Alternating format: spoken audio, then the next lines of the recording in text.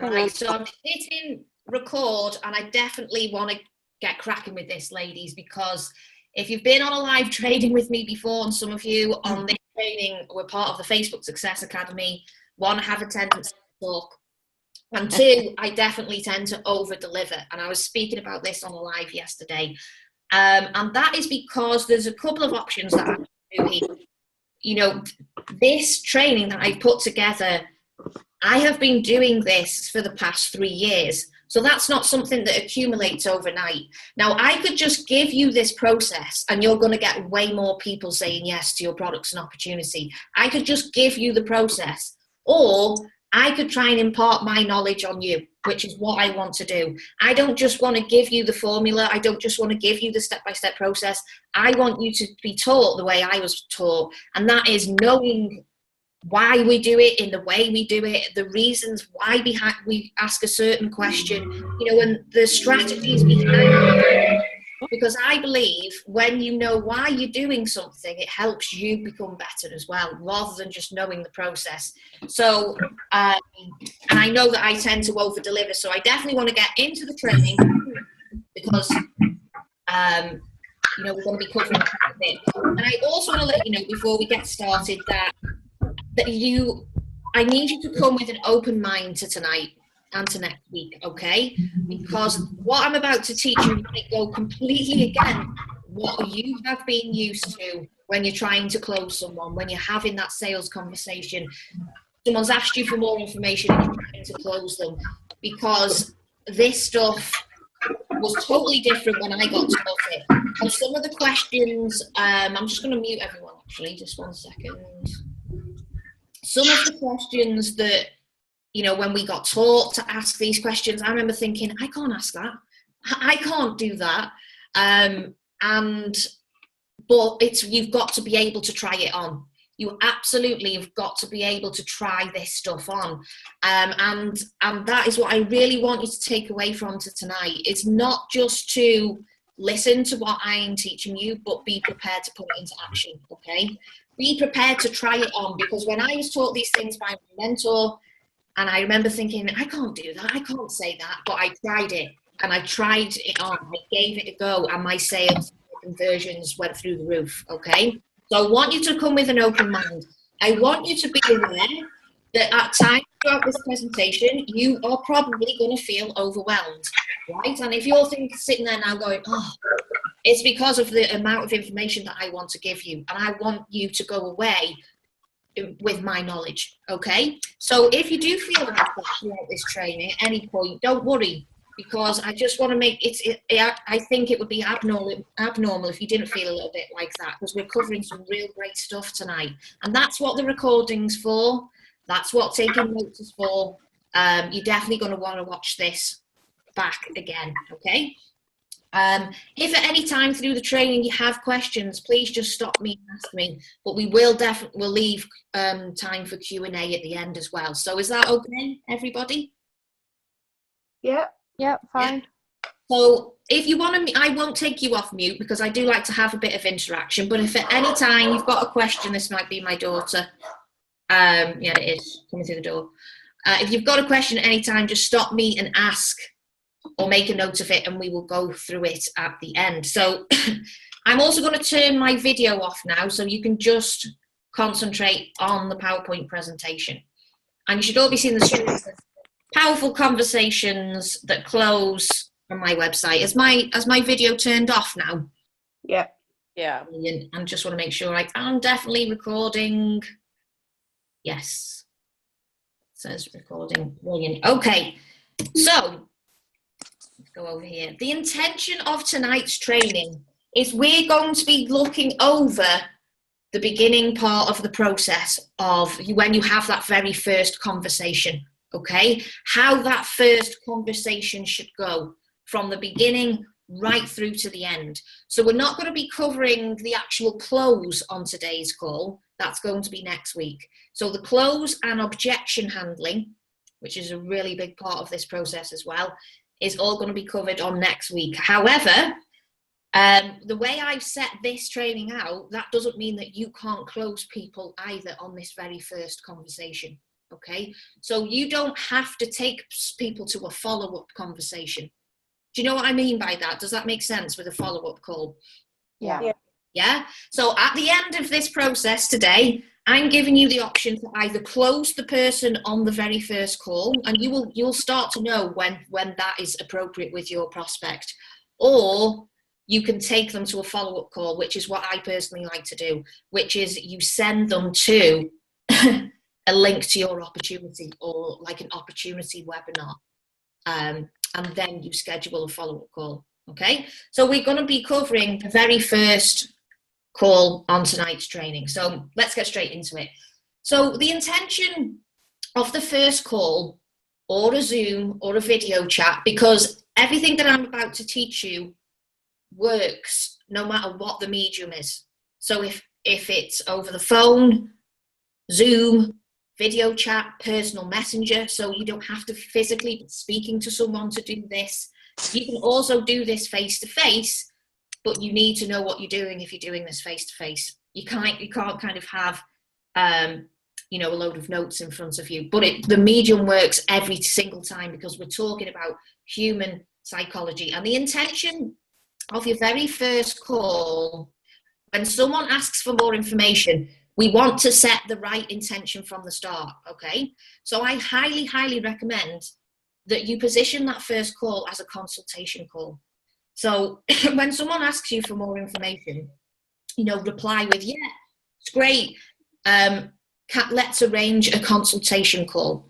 Because when you say the word, I'll ask you, what do you think of when I say the word consultation? Just an informal chat. Yeah. What else do you think when I say the word consultation? More of an interview sort of process. Yes. Yeah. A consultation. Exactly. A consultation instantly says to your prospect that you're going to be asking them questions. Okay, because that's usually what a consultation comprises of, is questions.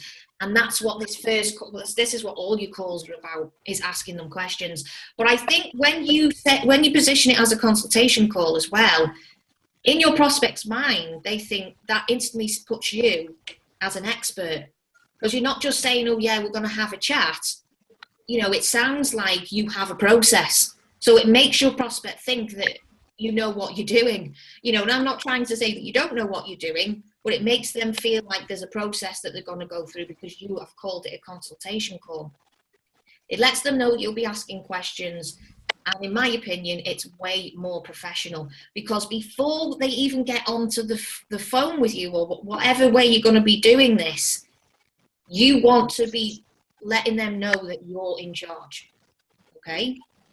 Even though with this process, we're going to make them think that they're in charge, but they're not. You are in charge every step of the way. And, be honest with me now.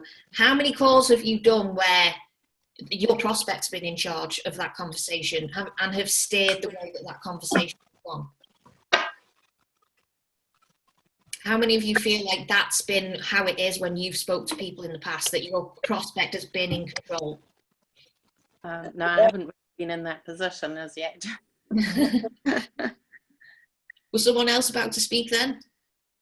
Yeah, sometimes I found that, yeah. Yeah, what I used to find a lot was, a prospect would ask me for more information, and basically I used to just give them all this information, and they were in control. They were totally like, okay, so what does this do this? What's the price of that? How do I go about joining? What's this? What's that? And I would just give them everything. And then they just toddle away. They had what they wanted, and I'd never hear from them again, okay? This is definitely not them getting their own way. This is you being in charge. And, this first call, even when they ask for more information, guess what? They ain't getting it either, okay? The follow-up call, or the chance at the end of the call, is for you to give them a bit more information. They've got to prove to you first that they're worthy of that information before you even give it, okay? So the minute you say it's a consultation call, you are putting yourself in charge.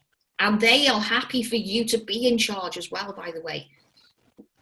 So We've covered the consultation. I asked you what your thoughts were. So 4 things that we need to overcome. And I went over this in the videos. I think it was the second video, but just in case you didn't see it, and it's definitely a good reminder that we need to go through. Before your prospect even gets on a call with you, you know, and we're talking more about cold prospects a bit here, because cold prospects don't know you. And this again works with warm prospects, cold prospects, it doesn't matter. But the 4 things we need to overcome, they don't know, like, and trust you yet, especially if they're a cold prospect. This is why when people jump onto a call, they have a Zoom chat, whatever, and they just start blurting all this information and you go straight into your pitch, the trust is gone because it wasn't even established in the first place. Yeah? Does that make sense? Yeah. Yeah.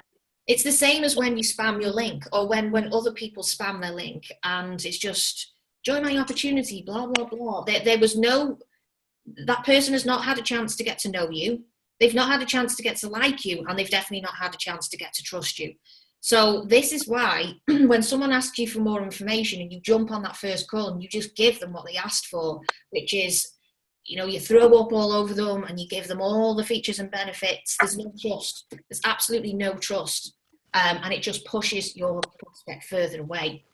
So the quickest way to trust is to listen, not to talk. Okay? Because what prospects are so used to, and not just when they're having these type of conversations, but in life, is they're more used to people not listening to them than they are people listening to them. Do you think that's true? Yeah?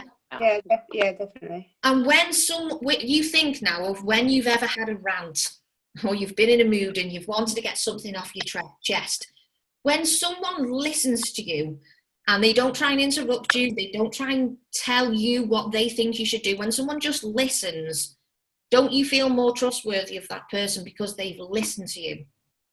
Yeah. Yeah. This is exactly the way it works on the Powerful Conversations, the closed conversation, is if you just listen to your prospect, all you have to do, guys, this is what I love about this process, is ask questions and know which order to ask them in. Your prospect does the rest, okay? So all you have to do is listen, and they will come off that call, you know, and they will have shared personal things with you as you're about to discover, and they will just think, wow, I love that person, and you haven't done anything hardly. All you've done is listen to what they've had to say. Okay?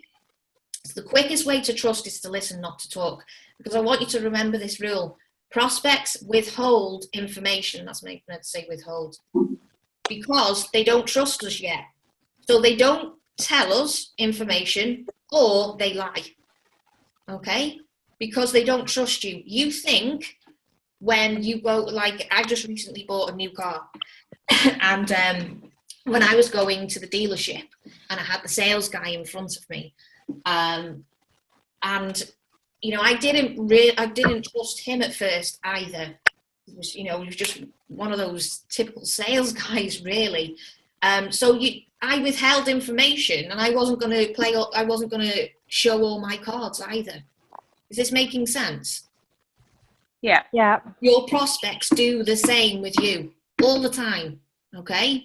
And they won't tell you the real reasons. They'll lie, and they will withhold information until they feel like they trust you, okay? So again, if you just go straight into that call and start blurting all your information over them, they'll lie to you, and they won't tell you the truth because there's no trust there, okay? They'll turn around and probably say that they haven't got the money, which you'll find out either if we cover it today or next week. That's never a reason, okay? So they don't trust us. That's the first one. But also they don't believe that your business can help them yet, okay? And our powerful questions will help them discover this for themselves. And you're going to hear me saying this a lot through this process. It's so powerful when your prospect can realize things for themselves. And that's our job on this call, is to allow them to discover things to allow them to discover how much they actually want it, and to get them to say it in their own words. It doesn't come from your mouth, it comes from theirs, okay? But it's our job to help them discover that you really need this product, or you really need this opportunity. Where have I gone? Now, they also, this is a big one, they don't believe in their dreams enough, or they haven't even thought about them.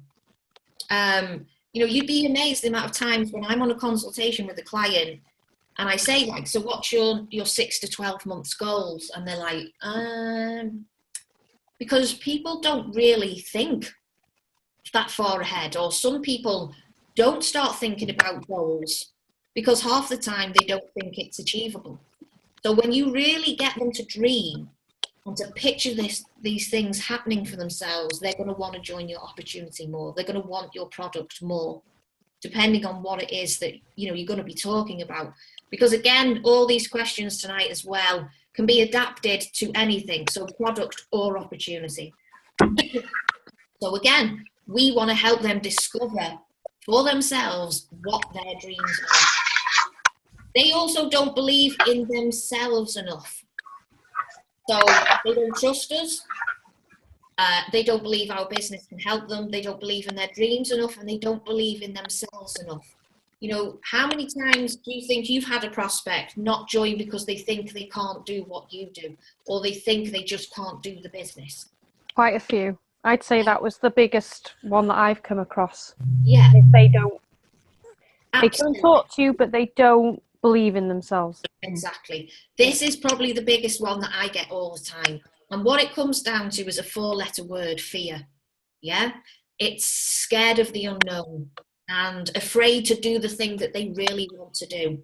And we're going to be covering this a bit more in the close next week, because it's our job as the coach or as the person who's trying to close the sale to have the technique and the skills to be able to encourage them through questions that they can do this.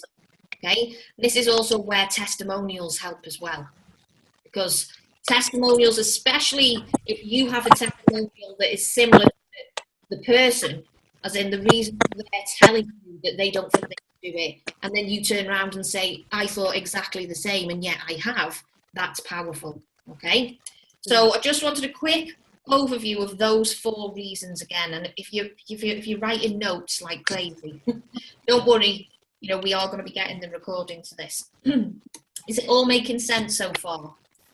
Yeah. Yep. Just grabbing a quick drink. So like I said before, the channels that you can use this with: phone call, video chat, Zoom call, worked well and it's free. We're on it right now, although this one isn't free. Well, actually, is it free? I'm sure there's a free account. Messenger, it's beautiful if you can do it over Messenger, because you can have time to look at your next question, write it down. But I do encourage you to try and do this over voice as well. And face-to-face, you do have to know the process by memory, but it still works, okay? So that's the beauty of this. It doesn't matter what the channel is. It doesn't matter if Facebook changes its algorithm. You're always going to have this skill set.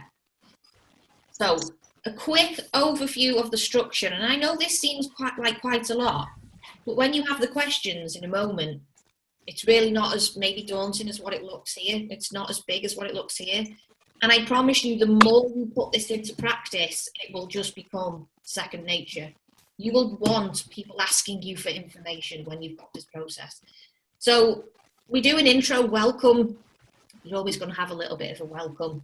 And then we're going to cover one of the most important steps of the entire process. And we do it right at the very beginning of the call. And this is probably going to rock your world a little bit, okay?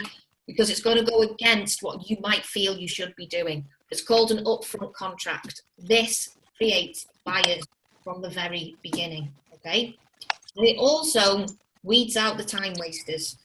So we give people the opportunity to tell us, do you know what, this wasn't for me actually. I was just being nosy. I was just being curious at the very beginning. Because wouldn't you rather get that person out the way rather than waste your time and continue to waste your time with follow-up? Yeah. Does that make more sense, that you get rid of time wasters at the beginning? Yeah, definitely. Brilliant. Okay. We're going to then, the next part of the process is getting to know them. So once we've welcomed them, we've gone through the upfront contract. So, you know, and notice how none of this is, we give them information. So even before we start to build a bond, which we throw in that upfront contract. Now, the next part is all about building the bond, building the trust, and it helps you to discover why they want your product and opportunity. This part as well is gold, equals money, okay? Then we're going to take them through their goals and their dreams. We want them to start to dream. And they're going to go through a bit of an emotional roller coaster on this call with you as well. We're going to take them up, we're going to take them down, we're going to take them back up again. And this is what you want to be doing on this first call. So we take them up the roller coaster, the emotional roller coaster with their goals and dreams, and then we can bring them crashing back down with a reality check. So basically we bring them back to the present and where they are right now. And then we're just simply going to read it back, read the answers back that they've been given to you. So throughout this whole process, you want to be taking down notes. That's really important. You know, and you will always have the opportunity to do that, even if you're doing it face to face. Then we're going to see if they're open to take a look at what it is you have, or if you feel they're ready. And again, it depends on what you're offering. You could go straight for the close. So if this is like a phone call because someone's asked for more information about your product, then I'd probably be looking to try and close that at the end of the call, unless you do have like some sort of presentation or something that has more detail about your product. With the opportunity, for me, I feel it works best if you then send them to like an opportunity webinar or a video, whatever it is you have for your opportunity, and let that video do the selling. Let that video do the selling for you. Because by the end of this call, they're going to be supercharged to want to go and watch it, okay? And it's worked like gangbusters for me, is to let them go and watch the opportunity webinar and let that do the closing, and then it makes the follow-up so much easier. So just a quick run around of everybody. What do you guys send your people to? Or do you have like, is it a YouTube video or a webinar? What is it that you all have? We have a YouTube video, don't we, Anne? Yeah. So it's just an overview. It's a bit like a business presentation, isn't it? Overview. Yeah. And how long's that? About 10 minutes. Cool. Who's collaborating there? And who? Debs. Oh, brilliant. So you're both in the same company, yeah? Yes. Yeah. Right. So your video is literally just a quick 10-minute video. Yeah. And is that to join your opportunity? Yeah, it's kind of to introduce them to it and join it, and then I think that's when you then go on to a call with them afterwards. So that means that you literally could be sending them to this at the end of your call and then scheduling a follow-up in like 30 minutes later. Especially if it's only 10 minutes, because that's really good. Yeah. You know, because our opportunity webinar is like an hour and a half. So, and like I'll show you at the end of this call, if you're going to be scheduling a follow-up, you want to do it as soon as possible after they've watched that link. You know, I always recommend within 24 hours, because the longer you leave it, they'll lose interest. You want to do it while they're excited, while it's fresh in your mind.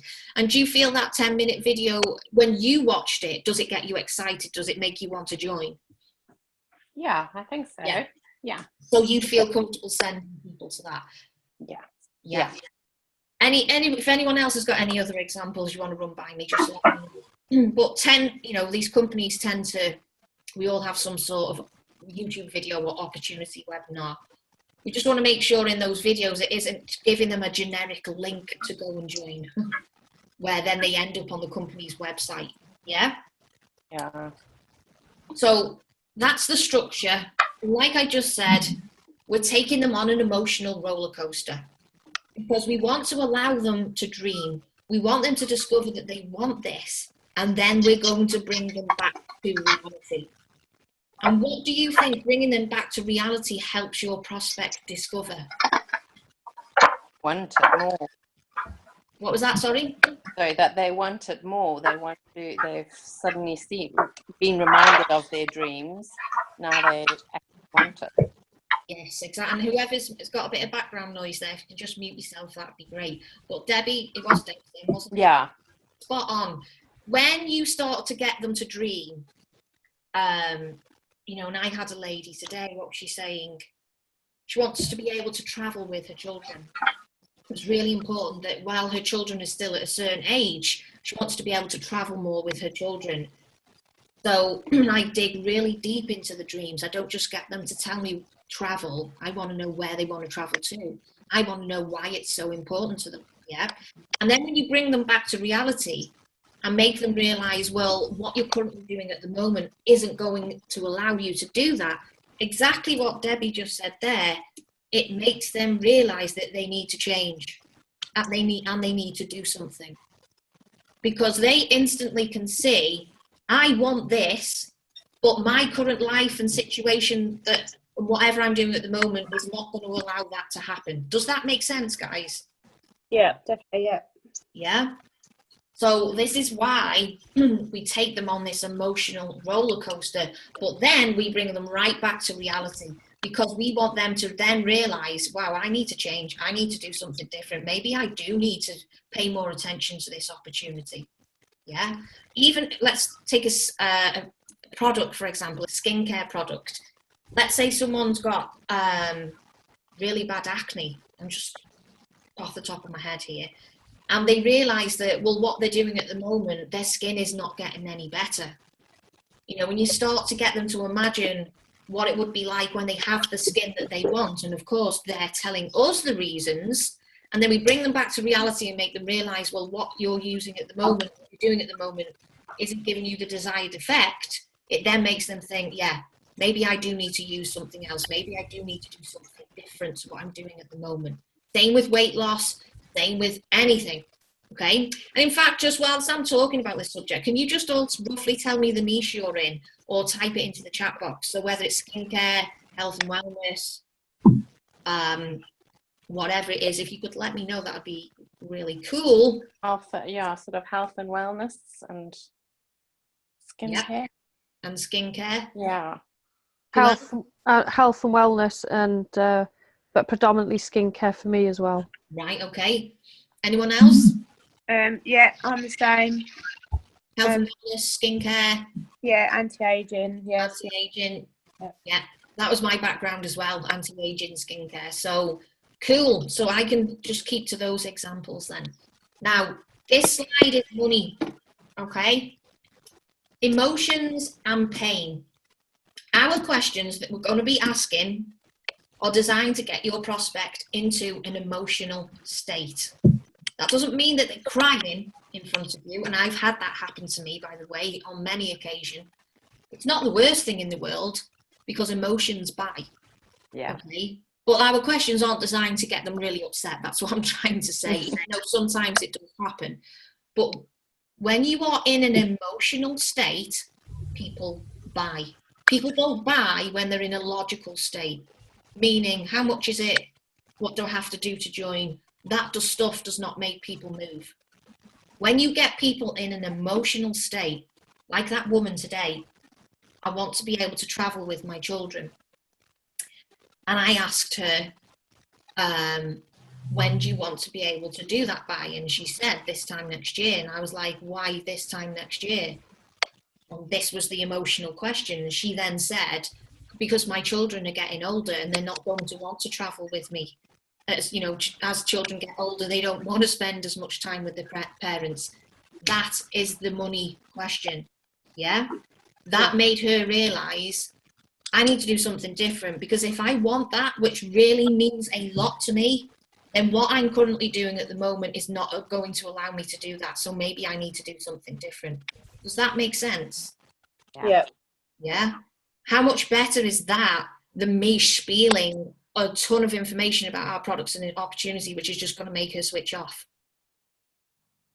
Yeah. Yeah. Can you see the power of this?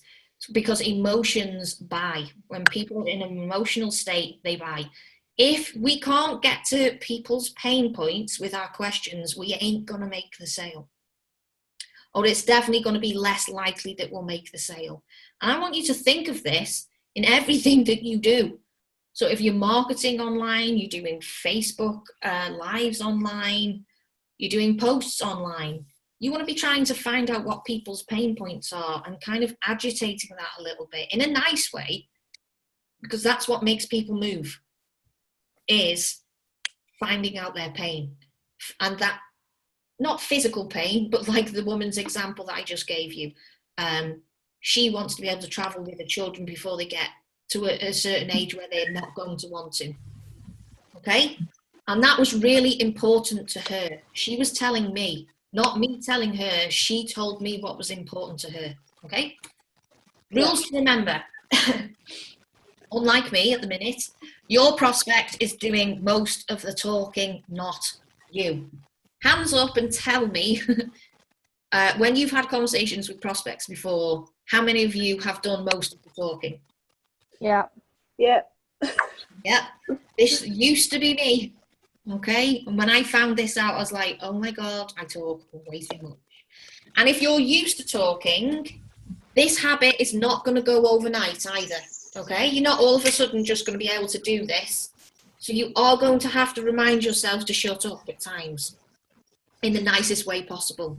So if you find that you're talking and you're trying to convince your prospect, you shut up and you go back to your questions. I know that sounds blunt, but that's what you need to do. And even sometimes now, I still find myself doing that, and I'll stop myself and I will go back to the questions, because your prospect needs to be talking 70% of the time. You need to be talking 30% of the time. That's a big difference. The more we talk about the features and the benefits, it actually confuses your prospect. They switch off and they ain't interested. How many of us do that? Or used to?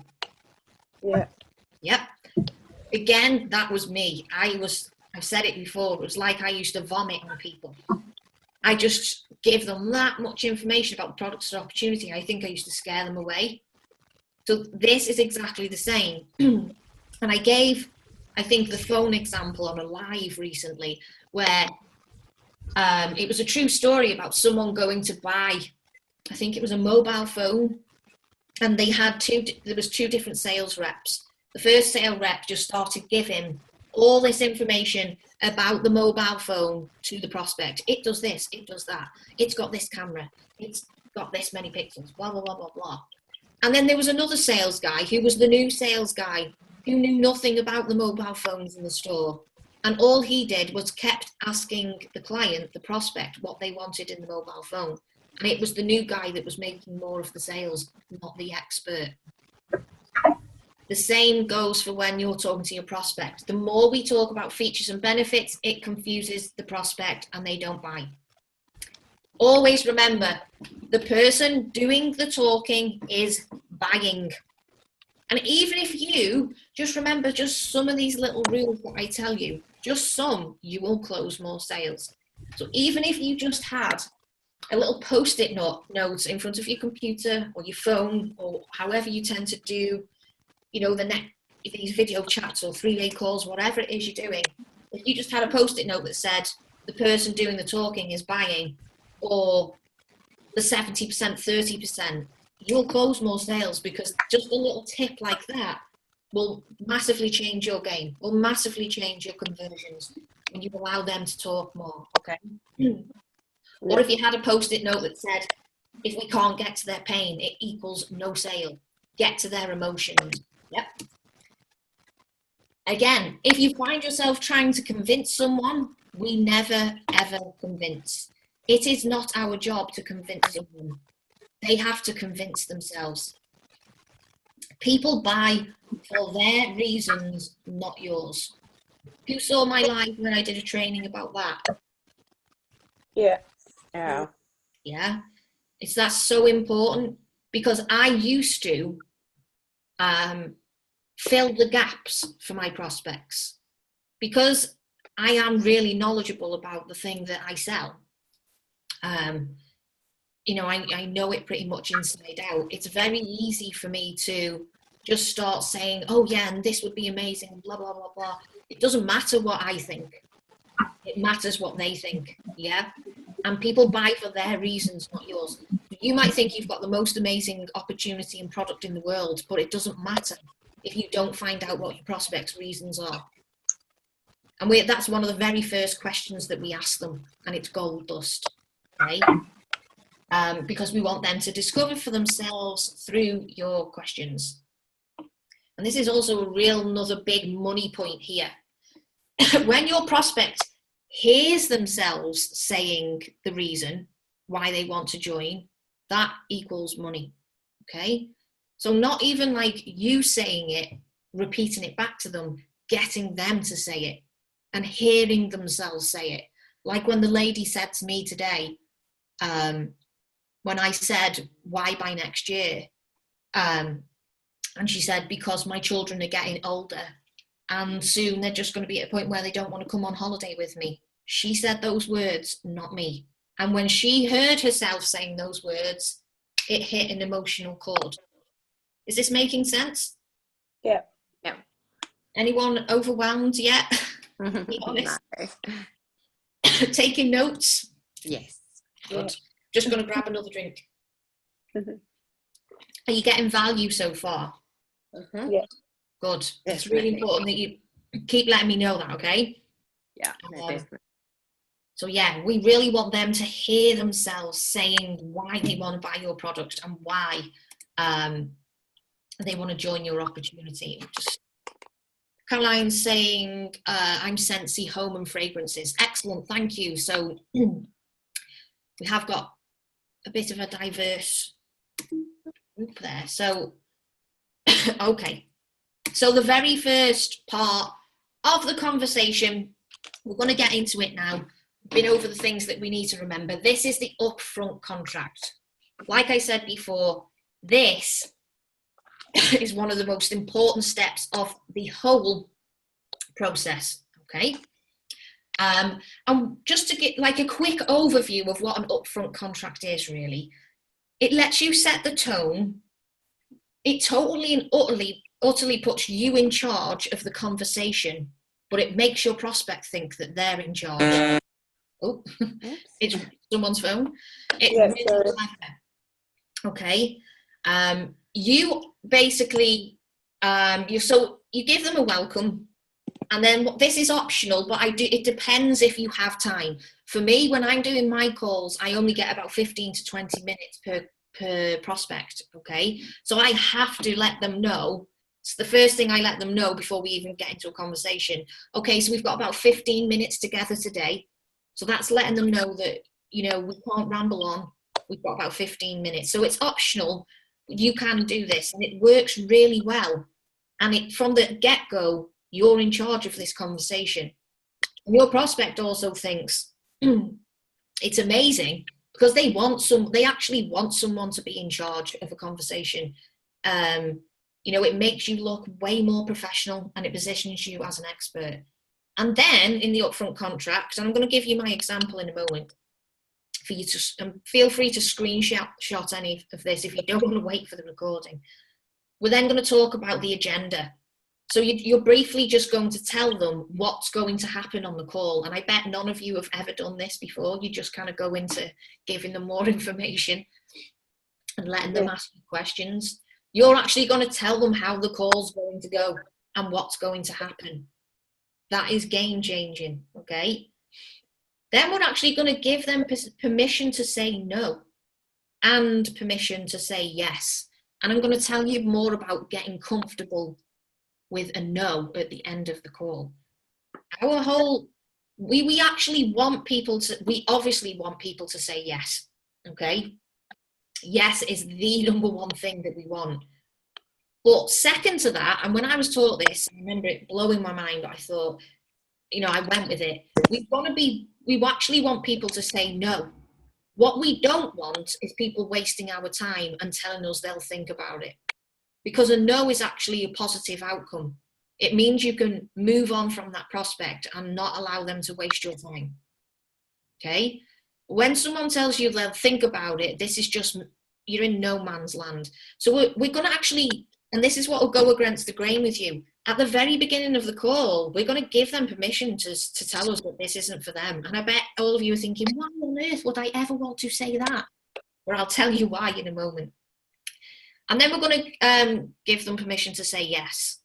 And if it's a no, not all is lost, because this is when you can turn around and say, okay, great. So do you know anybody who would love this product? Or could you give me the name of someone who you think this would be a great fit for?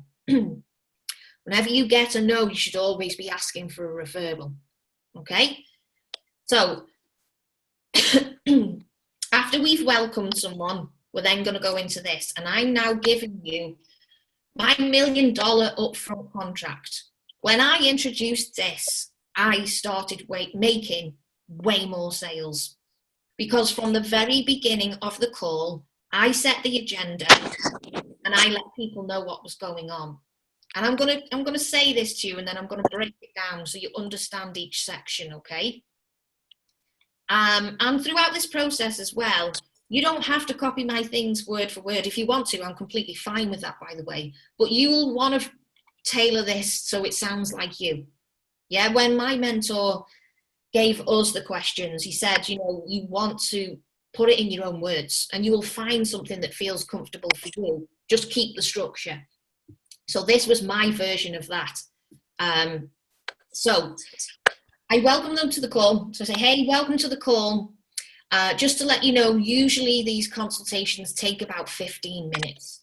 And I say, and the intention of today's consultation is I want to get to know more about you and where you are right now.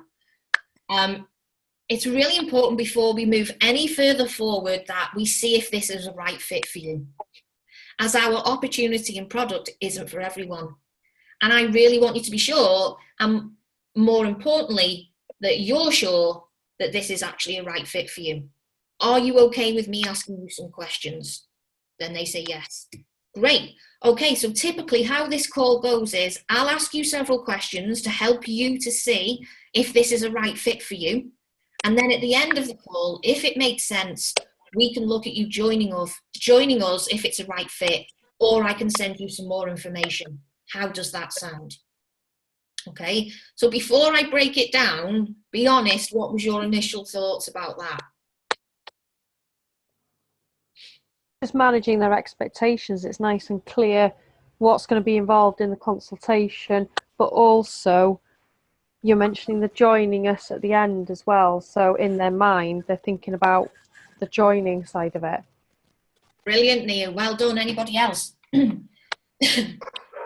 I think it helps sort of take that initial fear away, because obviously you're literally laying out and telling them exactly what's going to happen, you know.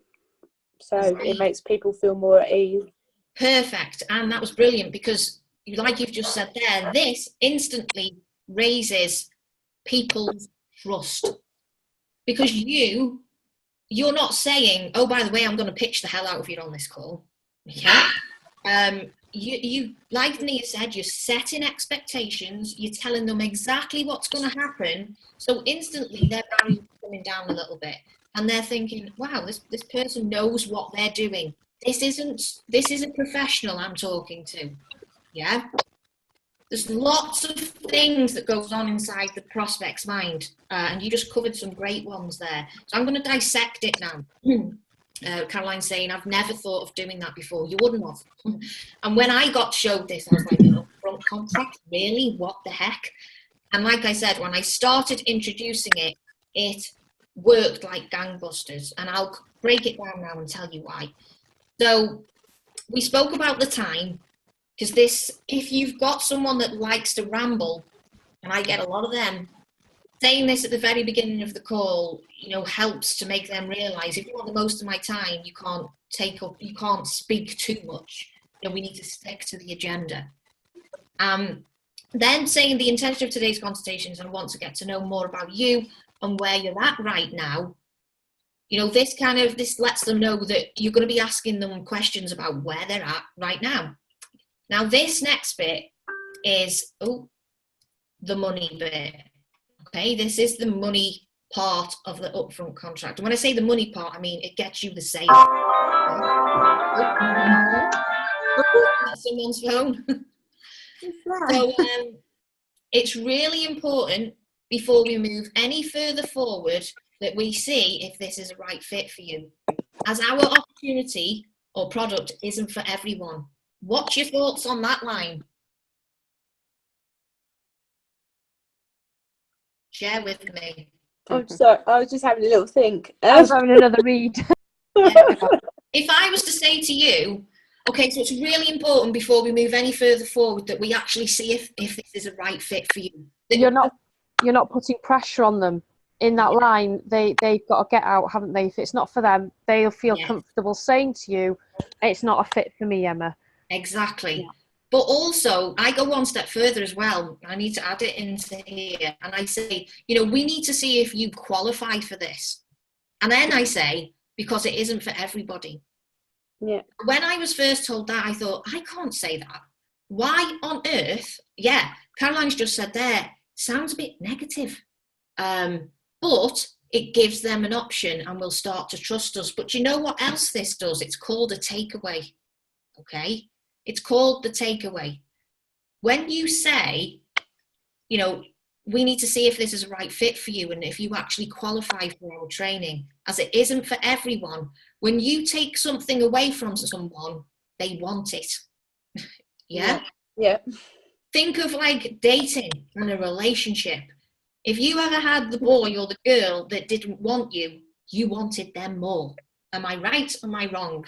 Yeah? Like the case. I promise you, because that was the line that I felt uncomfortable with. Exactly what Caroline just said there. But I can't say that. Why would I want to say to someone, hey, this might not be, you've got to qualify for this. This might not be for you. It felt negative. It felt, why would I want to say to someone, this might not be for you? But when I started putting this line into my upfront contract, guess what the prospects started doing? They upped their game when they were talking to me, because all of a sudden it was like, I want it. Don't tell me I can't have it. I want it. And when I was asking them questions, and these were the same questions that roughly the same questions that I used to ask before I started doing this, I found they were selling themselves more to me. They were trying way harder to convince me that they were a right fit for the opportunity because of that line. Does that make sense? It absolutely does, because you know what? I think that's how I joined, or how my mentor got me on board, is exactly that. She said that, and I was like, oh, of course I'm good enough for this. Yes. And I did join. It's a psychological thing. Okay? Yeah. And a lot of what I'm talking to you about in this process are human psychology tips, okay? And it's not to kind of hoodwink someone. Like, I can't remember who said it before, I think it was Nia. You're also giving them permission to think, it's all right if this isn't a right fit for you. So again, it increases the trust, but it's a switch, it's a pattern interrupting your prospect's mind, and they are going to think, don't tell me this won't be a good fit for me. I want it now. Now you're saying I might not be able to have it. I want it. And they will sell themselves more to you because you say that.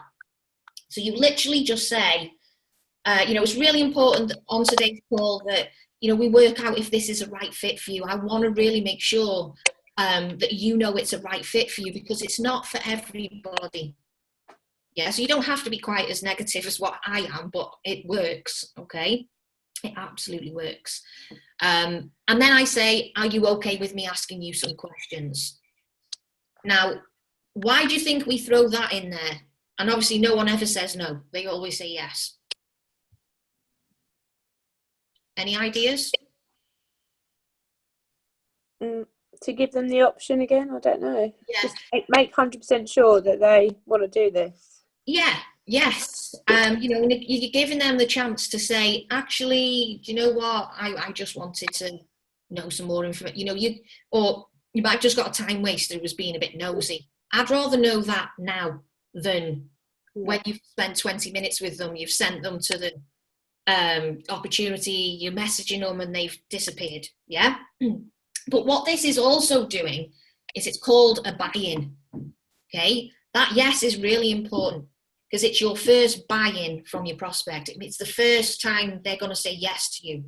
And this is another psychological thing. The more you can get your prospect to say yes, the more likely they'll say yes at the end. Okay? So, and it's them agreeing to something.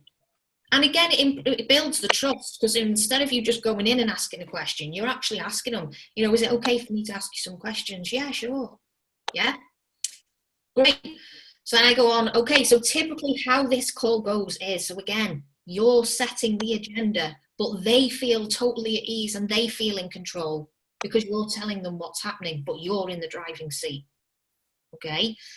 So typically how this call goes is, I'll ask you several questions. And again, this is to help to see if it is a right fit for you. And then at the end of the call, if it makes sense, we can either look at you joining us, you know, if you feel you're ready and you are a right fit, or I can send you some more information. How does that sound? Okay. So it's just totally putting them at ease. It's letting them know what's going to happen. And like Nia said before, you're planting the seed that, look, at the end of this call, you can either join or I'll send you some information. This is how it's going. Not, I'm going to go away, think about it, and fall off the face of the earth. Yeah? We are seeding what we want to happen. So at the end of the call, if it makes sense, we can look at you joining today, or I can send you some more information. Or, you know, at this point you could say, or if we feel you're the right fit for this and you'd like some more information, I could arrange a 3-way call with my upline. Yeah, whatever it is, the process that you do. And then the how does that sound, again, is another buy-in. It's permission from your prospect to say, yeah, that's great. And everybody that I ask that is like, yeah, that's brilliant. And they love it because they think, okay, ask me these questions. I'm ready to prove to you that this is a right fit for me. That's how they answer me. Yeah. So can you see how powerful that is, this upfront contract? Yeah. Yeah. Who's actually going to give that a try? Me. Yeah, I am, definitely. Caroline saying, do you think it's still okay to arrange to meet them face-to-face for follow-up? Absolutely, yeah. These strategies apply with any medium. Doesn't matter. Face-to-face, over the phone, it doesn't matter. Yeah, so I definitely was a bit nervy when I tried this for the first time. And, you know, I had a bit of a script in front of me. Now it just rolls off the tongue. But like I said to you at the very beginning of this call, try and put what you think to one side and just give it a try. Because I was taught this from one of the, you know, a massive company that you don't actually, you wouldn't have heard of them. And I can't really share who they are because you have to be like personally invited to work with them, but they've worked with some of the best people in the business, not just the industry. So this stuff works, okay?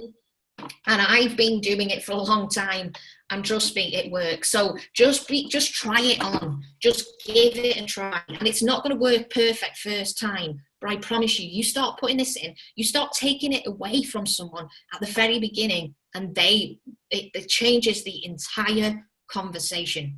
You are in the driving seat, okay? And this is the most you will talk on the first call, unless you do a bit of a close at the end and objection handling. This is the most that you will actually talk. This is the hard bit done. It's now over to them, okay? So we've welcomed them. We've gone through the upfront contract. And apologies about me coughing. It's because I'm talking so much. So very first question. Okay, we're into the questions now.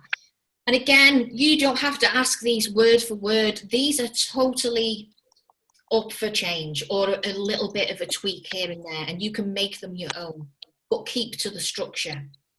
This, I absolutely love this question because you come straight out of the gate with a money question, okay? And instead of you spending half an hour on that call telling your prospect all the different amazing things about your product or all the different amazing things about your opportunity, how about they get to tell you from the very first go? So that you ask them, okay, so what was it about the product or the opportunity that got you interested? What do you think this question does?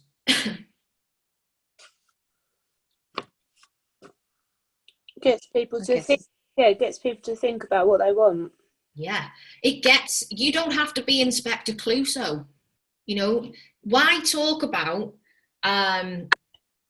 if it's the opportunity now, why spend like 20 minutes talking about the comp plan if it was not even that got the person interested? Yeah? This very first question tells you their reasons, not yours. And you need to write notes down off this. Because this is where they might say, well, yeah, I'm looking to make some more money, and it sounded like this opportunity was going to let me do that. Okay, so we're obviously going to dive deeper on this. Okay, but that instantly tells you, okay, that's what got them interested. That's what got them to ask for more information. Or if it's a product, they might say, oh, well, I'm just, I've got these wrinkles, I've got these frown lines on my forehead, and I'm just sick of them, and everything that I've been trying hasn't been working, so your product got me interested. You know instantly what the pain point is. You know instantly what their reason is, what their motivating is, what the pain is, everything. This is why this question is so powerful, okay? Get them to tell you why they're interested. Forget convincing people, get them to tell you why they're interested. And through the entire process, we're taking notes, because the notes that you will write down will help you to close the sale, because you're going to repeat back to them what they say to you, especially when we do the close, okay? And we always use their words. It's never yours. So if they say, let me give you an example now. I had a lady the other day, and because I've done this so much, I tend to recognize patterns now when people are talking. People tend to use the same word over and over and over, and I will make a note of that word. Because then when I repeat it back to them, it's like I'm speaking their language, okay? And this lady, she kept saying to me, oh, I really just want to feel comfortable. I want a comfortable life. I want to feel comfortable with my debt. I want to feel, she kept using the word comfortable. So would it make sense for me when I'm repeating things back to her to say, oh, because you really want to be at ease, or to change the word? No, I use the exact words that they say to me to repeat it back to them. Does that make sense? Yeah, that's really good. It's power, right? Because it's their language. So everything they tell me, I write down what they say. And whenever I'm repeating it back to them, I don't say it my version, just exactly what they said to me. I even had a guy the other day that on the follow-up, which we're going to be covering this next week, and I repeated the notes that we had from our conversations. He actually said, oh my word, he said, would you send me what you've just said to me? Would you actually send me those notes, or send me the recording? Because he said that was powerful, hearing that being said back to me. He said, I've always had these thoughts in my mind. I thought, you're the guy who told them me. But hearing them back in all their entirety just made, really hit him. Yeah. And all I did was repeat back his words of what he said to me. But I hit the emotional chords because they were his words. They were his reasons, not mine. Make sense? Yeah. Yeah. Yeah. Yeah. So what was it about your project or opportunity that got you interested? And typically they'll say things like, oh, because, I really need to make more money in my business and I'm just sick of standing still. And then I say, okay, great. Oh, hold on. Where's it gone? There's a few optional questions for you to say next, depending on what they say to you. Okay. So if they said something like what I just said, I want to be able to make more money, and I'm sick of being stuck where I am, your second question could be, okay, tell me more about that. We want to dive a bit deeper into what they just said.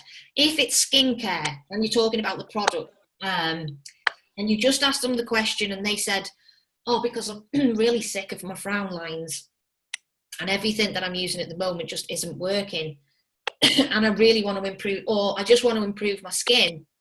Okay, tell me more about that. What is it about your skin that you'd like to change? What is healthy skin to you? Or what's really important about your skincare? Yeah, we want to dive deeper on what they just said to us, but depending on what it is that they said depends on your next question. Does that make sense? Yeah. Yeah. This is all about you becoming a detective. So we want to find out as much information about what they just told you, dig deeper. So, and again, take screenshots of this if you want to. Tell me more about that. So if they are, they said, oh, yeah, I just saw the opportunity and was interested. Okay, what was it about that got you interested? Well, just thought I might be able to make a bit more money. Great. So, what type of extra money are you looking for? Yeah. Or, well, I'm fed up in my job. I really just want to look at having some other options. Okay, tell me more about that. What does a typical day or in your life look like at your job? What does a typical month in your life look like? Yeah, it's digging deeper. What's really important to you at the minute? Or what is it about what you just told me that's important to you? It's basically just digging a bit deeper on what they just told you. Does that make sense? And you'll get to know like the natural question to ask next if you want to know more information. You've just got to be like a mate who's being nosy. Yeah, the detective. Ask what it was and get a little bit more information. Okay? So, and these questions are designed to just get to know a bit more about your prospect. So I'll start to say things like, okay, so what do you do for a living? Do you enjoy your job? What is it you don't? If they're like, not really, what is it about your job you don't enjoy? What would you love to change? Do you have any children? It's about getting to know more about your prospect at this stage, and you can ask several questions. Okay. Bit more about their personal life, about where they are now. And then once you've got to know them, because there are quite a variety to those questions, and you'll know what to ask to get to know a bit more about your prospect, because then we're going to shift them into starting to dream and look at their goals. Okay. So about question 5, question 6, depending on how much you've dug on what you were just asking, we're going to ask, where would you love to be in 6 months' time? Love this question. Okay. Or you could ask, what would you love to change about your current situation? So if they've kind of said, well, I'm not very happy in my job and, your opportunity looked interesting. What would you love to change about your current situation? Where would you love to be in 6 months' time? What are your goals for the next 6 to 12 months? Yeah. The next set of questions is all about getting them to dream and talk about their goals. And I'm just going to have a quick drink.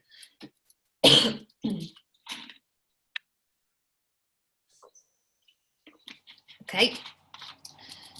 We're starting to go up the roller coaster now, the emotional roller coaster. What are your goals for the next 6 to 12 months? So sorry, yeah. Where would you love to be in 6 months' time? And then we're digging a bit deeper. What are your goals for the next 6 to 12 months? If this is to do with the product, and they might be talking to you about weight loss goals. So they might be saying, well, I really want to lose X amount in the next 6 to 12 months. Yeah. Or you're saying, what would you love to change about your current health situation, or where you are, how you are currently with your health? Where would you love to be in 6 months' time with your health? It all depends on what they said on the first question. Is this making sense? Yeah. Yeah, Yeah. definitely. Has anyone got any questions for me at this point? Because I haven't asked that. No. Nope. Or if at any time it's not making sense or you're not following, just let me know. So what are your goals for the next 6 to 12 months? And again, we're getting them to dream and visualize their future, whatever that may be. We really want them to, visualize it and start to feel it, because that's going to make them want it more. And remember, emotion buys. So this is an important stage. And they're telling you. You know, what isn't like that lady today? She just wants to travel with her kids. That was the main thing. The guy that I was just telling you about that wanted me to send him the recording, his was time with his family, time with his children. He's worked, you know, he works like, did he tell me, like 14-hour days or something? And he's done that most of his life, and he was just like, I'm sick of it. I'm sick of it now. You know, I've lost so much time with my children and my family. I just want time with my children and family. Yeah, they're his words, not mine. You're writing this down, and you're going to remind them of this information, because emotions means they're in a buying state, which equals sales. And that's why it was so profound to him when I read it back to him, because I was repeating the words of, it's my time for this now. I'm so sick of slogging and never getting anywhere in life. I just want things to change. I just want time with my family. That is way better than logical and boring benefit reasons. Would you agree? Yeah. Yeah. And then it also makes it so much easier for you to actually then pitch your opportunity only slightly, because you just match it to what they said. So you like, you know, if you want my recommendation from how you can change your life around and how you can get more time with your children, would you be open to taking a look at this? Blah. We just tell them their words, okay? This is another emotional question here. So we kind of asked them what their goals are, what they'd love to change, where they'd love to be in 6 to 12 months' time. And then we say, okay, so how would your life change if you were making 10,000 a month? Or how would your life change if you were making enough money that you could quit your job? Yeah. Then this really reveals the true motivating factors behind their dreams. This is truly their why. Because I get a lot of people when I'm coaching them, they tell me all these monetary things, yeah? I ask them these goals, and because some people that I coach, they're currently in network marketing opportunities, yeah?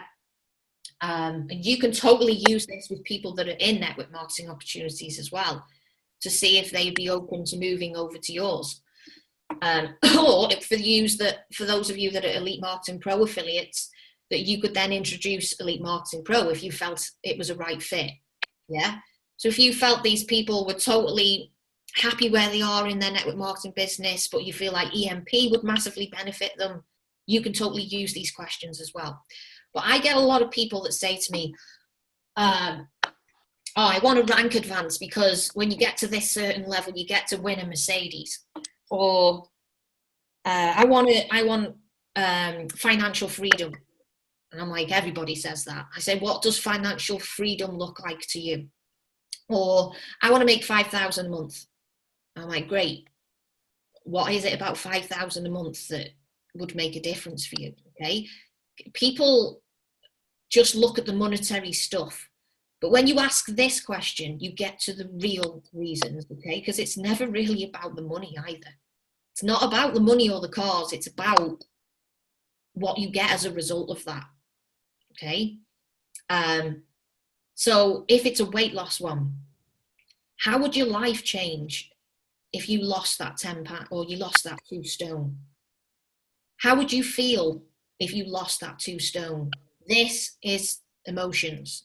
Yeah, this is the motivating factor. So because then they start giving you words like, oh my God, I'd feel amazing. I'd have my confidence back. And, you know, they get a bit emotional. This is what you want to be tapping into.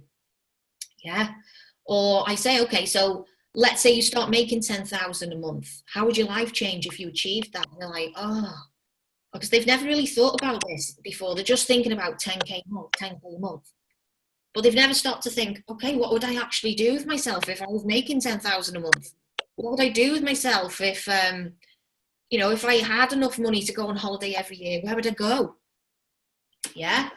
And I write down what they say to me.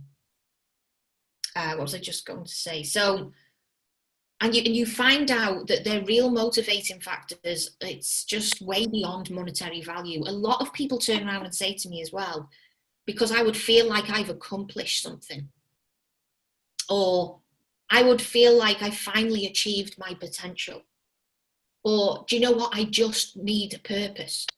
I just need to feel like I'm a part of something. These are the real reasons why people join. Yeah, these are the deep reasons. And when you ask these questions, you get to them. Is this making sense? Yeah. Yeah. Yeah. Caroline's just said there, this is what really motivates us, right? We think it's, I want the 5K a month, I want the 10K a month. Mine, well, it used to be. It's kind of evolving, and it'll change as you grow. One of my very first ones was I just needed to believe in myself more. Okay. And then when I overcame that one, it changed to I needed to achieve my full potential, because I knew I had more to give. And the current roles and jobs that I was in previously weren't giving me the potential to do what I knew I was capable of doing.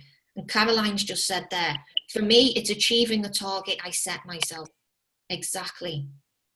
Because, you know, the enjoyment actually comes from the journey, not the destination. Absolutely.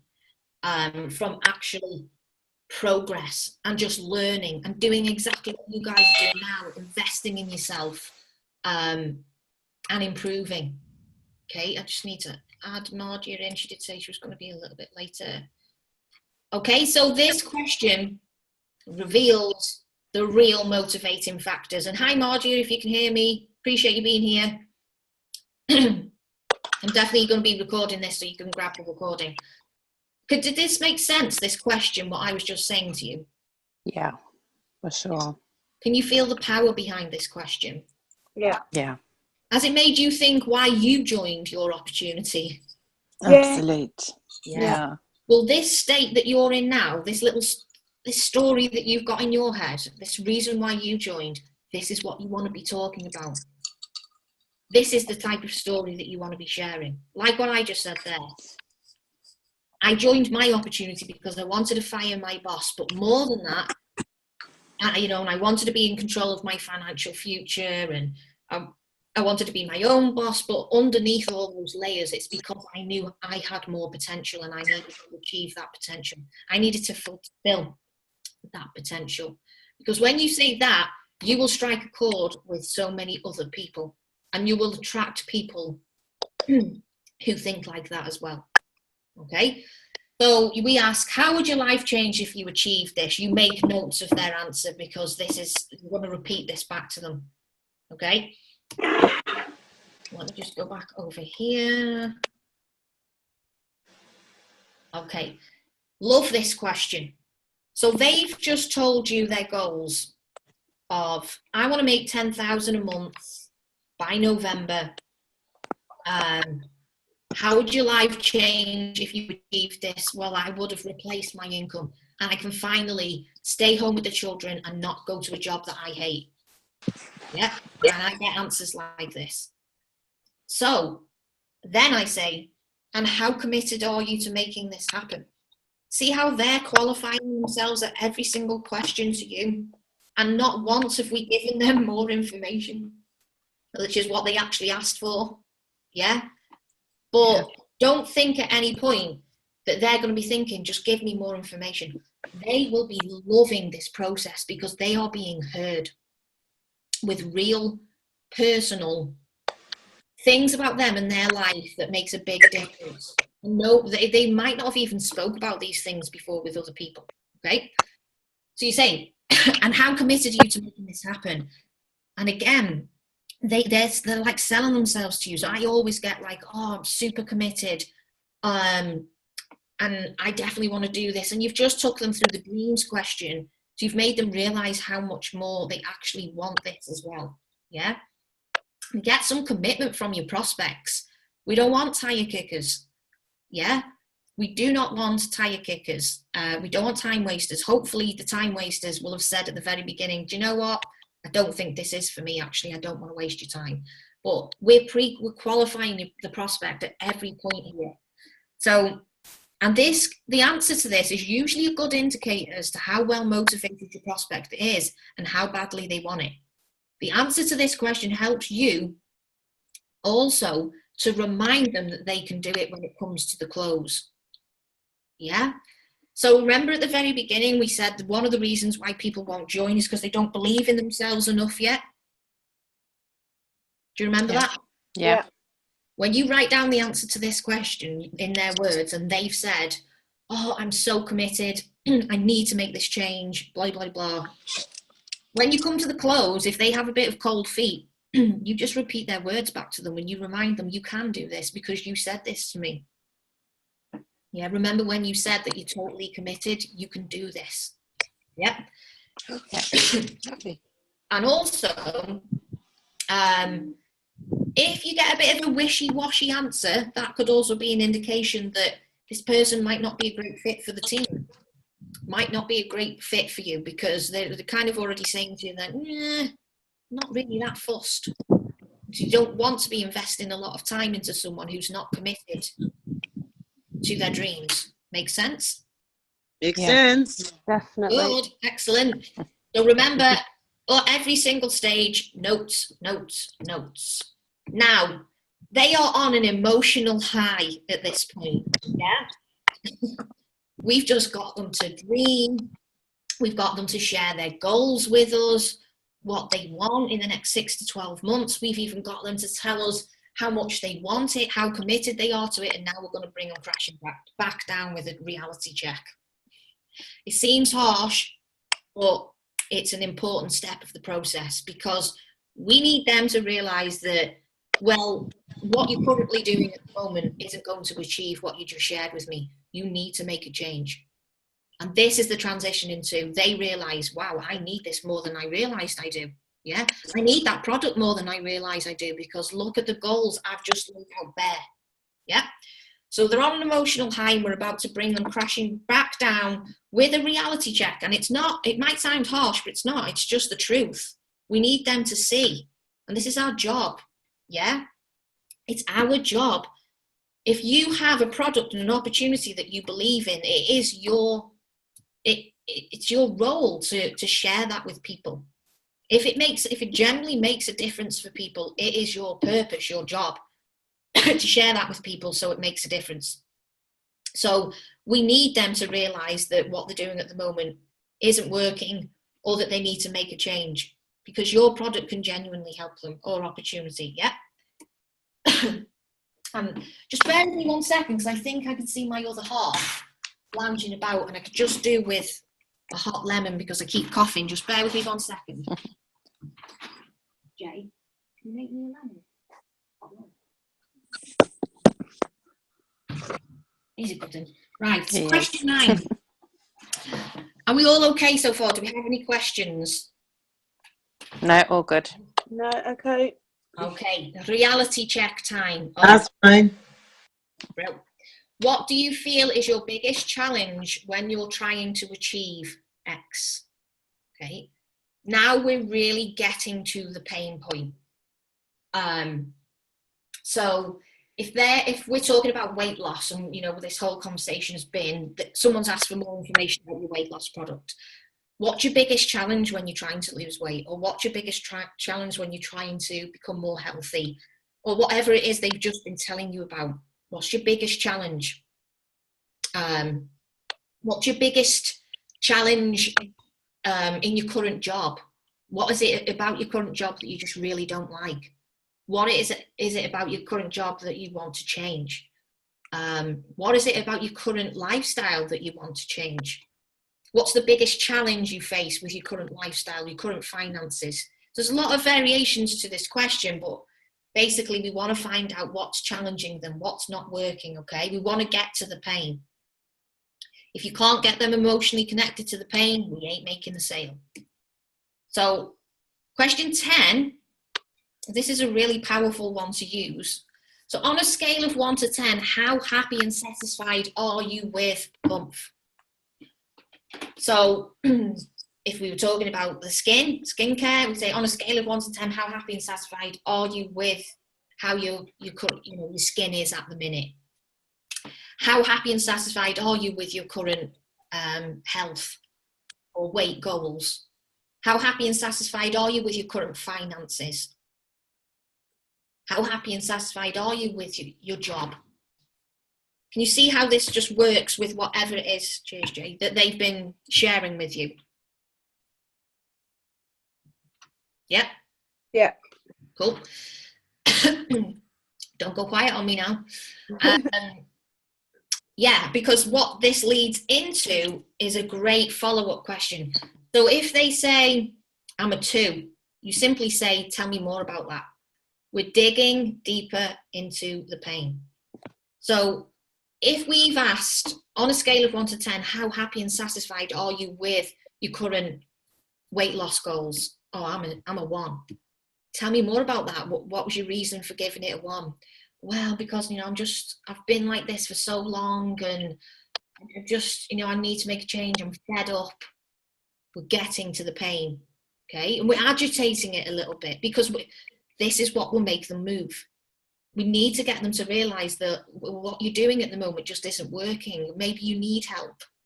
Maybe you need to make a change. Or, on a scale of 1 to 10, how happy and satisfied are you with your current finances? 3. Okay, can you tell me more about that? What was your reason for giving me a 3? Well, we get by, but we only just about make enough to pay the bills. We don't get any spare money to go on holiday and do things with the children. We're getting to the pain. Is this making sense, guys? Yeah. Yeah, for sure. Yes. Powerful question. Dig deeper. Yes. Great. So we don't have to use all of these questions. You can use variations, but they're really powerful. And your prospect is giving you all the answers. And they are really going through an emotional roller coaster now. They've got connected to their dreams. They've told you about their dreams, and now they're telling you about the stuff that really gets to them, the pain that they need to solve, the skin that they're happy with. Especially if someone's coming through and they've got eczema, or they've got acne or rosacea, and that's going to be really painful. You probably won't ask as many of these questions if it's skincare and maybe they just want a bit of a better complexion. Do you know what I mean? But it's still, still need them to be telling you the reasons why they're interested in your products or opportunity. Again, someone might be saying, I just hate my job, I hate my boss. Tell me more about that. What is it that you don't like about your job? I can't stand it anymore. I can't keep walking and leaving. Can't keep dropping my little one off at nursery and going to a job that I hate. Can't tell you the amount of times I've had someone say that to me. Okay. So we've spoke about their goals. Now we're speaking about their pains, and we say, what do you feel is the biggest factor that would stop you from making this change, or would stop you from where you are now and where you want to be? We have a little bit of an insight to their objections here before we've even closed them. Okay. So then some people might say, well, I don't know if I've got the time to do this, or well, I don't know if I'll have the finances to do this, or don't know if I'll have the money to join, or I don't know if I'll have, you're getting a little bit of an insight into their objection before we even get to that part. Or sometimes they turn around and they say, like, say if it's weight loss, I just can't do it on my own. I feel like if I keep having to do this by myself, then I'm just going to go back to my old ways. So instantly you can be thinking of the solution in your mind as in, well, great, because we've got a community that I know if you were part of this community and you were plugged in with all these other people who had similar goals, you're much more likely to stay on track. Make sense? So you can again tailor your products or opportunity as a solution to what they are telling you. What do you feel is the biggest factor that will stop you from making this change? And I also have a lot of people that tell me their answer is myself. I can't stay focused. I don't tend to stick at things. And I sometimes will throw in an extra question and say, do you feel like if you had a coach or a mentor, or do you feel like if you were part of a community that were encouraging you, that would help? Yeah, definitely. You're seeding in your opportunity or whatever it is as the solution, okay? This is a big one. And now, if you guys are thinking, wow, this is a lot of questions. Like I said at the beginning, you don't have to use all of these. If you're trying to get someone to join your opportunity, I highly encourage that you do, because usually to sign up, it costs more than just buying a product. So you will need to dig a little deeper and ask a few more questions, but you don't need to use them all, and you can use a variety of them. But I want to try and give you as many as possible, okay? And that shouldn't say why, apologies, I have to go in and change that. It should say what. This is a real big one. What is the cost to you for not fixing these problems? It's a big money question. It's probably the biggest reality check of them all, okay? Because you're basically saying, okay, so if you don't make a change, what is the cost to you for not doing something different? So if it's the opportunity and they've just said to you, well, I'm going to a job that I hate, the cost is, you know, I've had people turn around and say, well, it's actually affected my health because I'm so stressed in my job, or I'm so stressed because of my finances and the debt that I'm in. You know, so the cost isn't just monetary, it's like health as well. Or they might turn around and say, well, yeah, it's costing me this money because I still owe all this debt and I have to pay all this interest on this debt. Okay, so the cost doesn't have to be physically monetary, it can be something else as well. Like the guy I was telling you about before, the cost to him for not fixing his problems was he's losing time with his family. You know, and there's gonna be a point when his children are older and that's it. It's gone. That the childhood phase is gone. These are emotional buying reasons, yeah? So this is a really powerful question. What is the cost, not why, to you for not fixing these problems? And you can also go one step further after this question and say, okay, so what is the cost to you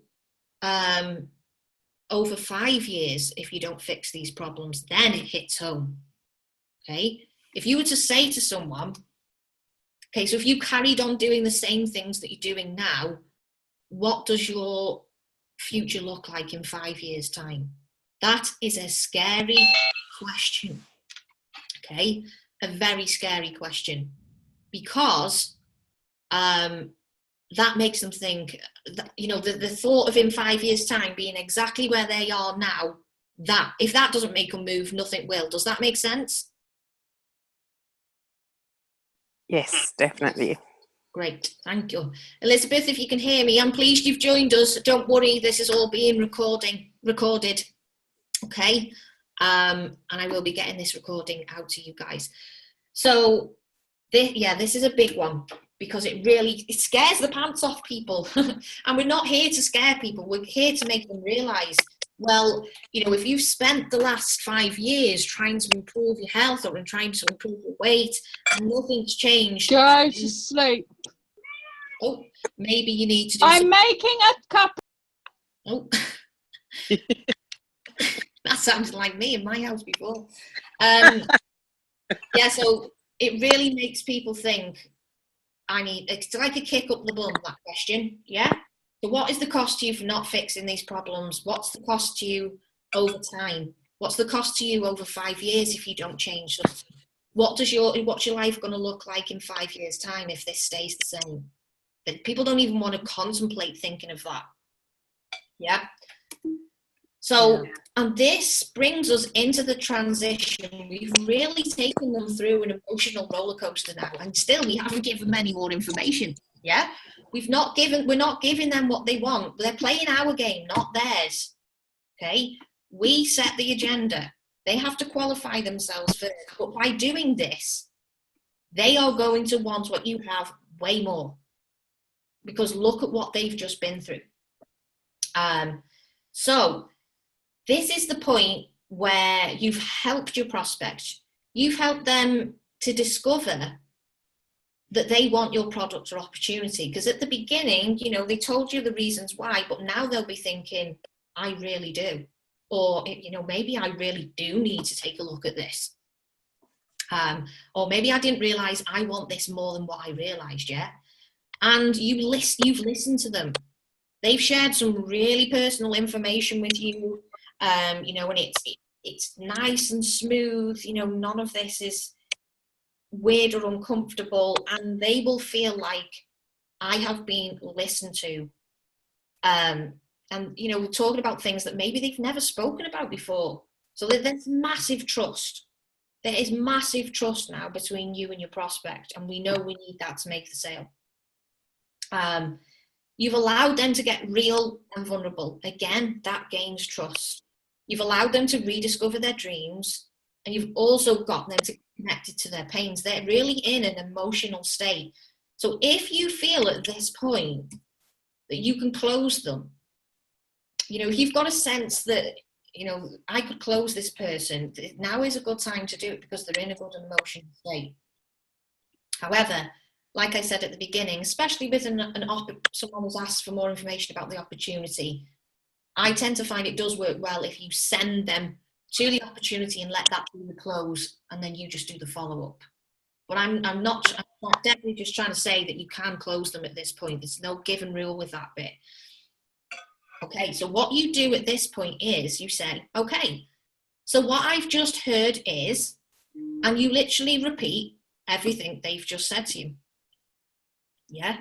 So if it's a weight loss example, you could say, okay, so what got you interested in the product is you're trying to lose X amount of weight because you're going on holiday in September.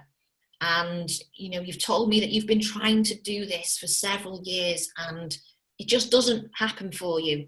You know, you said that when you're doing it on your own, you really struggle. And one of the biggest challenges you face is you just need some help and motivation, and you can't do it by yourself. And you're so sick and tired of kind of being like you are, you know, you're really ready for a change. I'm totally just making this up, guys. But you read back what they just said to you. And again, extremely powerful. And what else does that show your prospect when you do this? That you've listened to them. Exactly. Yeah. So, That you are paying attention. exactly. Mm-hmm. Not you rambling on, Mm-hmm. you know, pitching them all and confusing the hell out of them with all these different benefits, and you've really listened to them. So what else does it do with your prospect? It shows that you've listened, that you've paid attention, but what else does it do for the prospect with you? They trust you. Yeah. Yeah, made them trust you, yeah. Because then they thought, wow, they really did pay attention to me. I like this person. I trust this person. Yeah. Getting into the buying zone. Yeah. So we read it back to them. And then we say, would you agree that there is a gap between where you are now and where you want to be? Okay. And they're going to say, yes. Okay.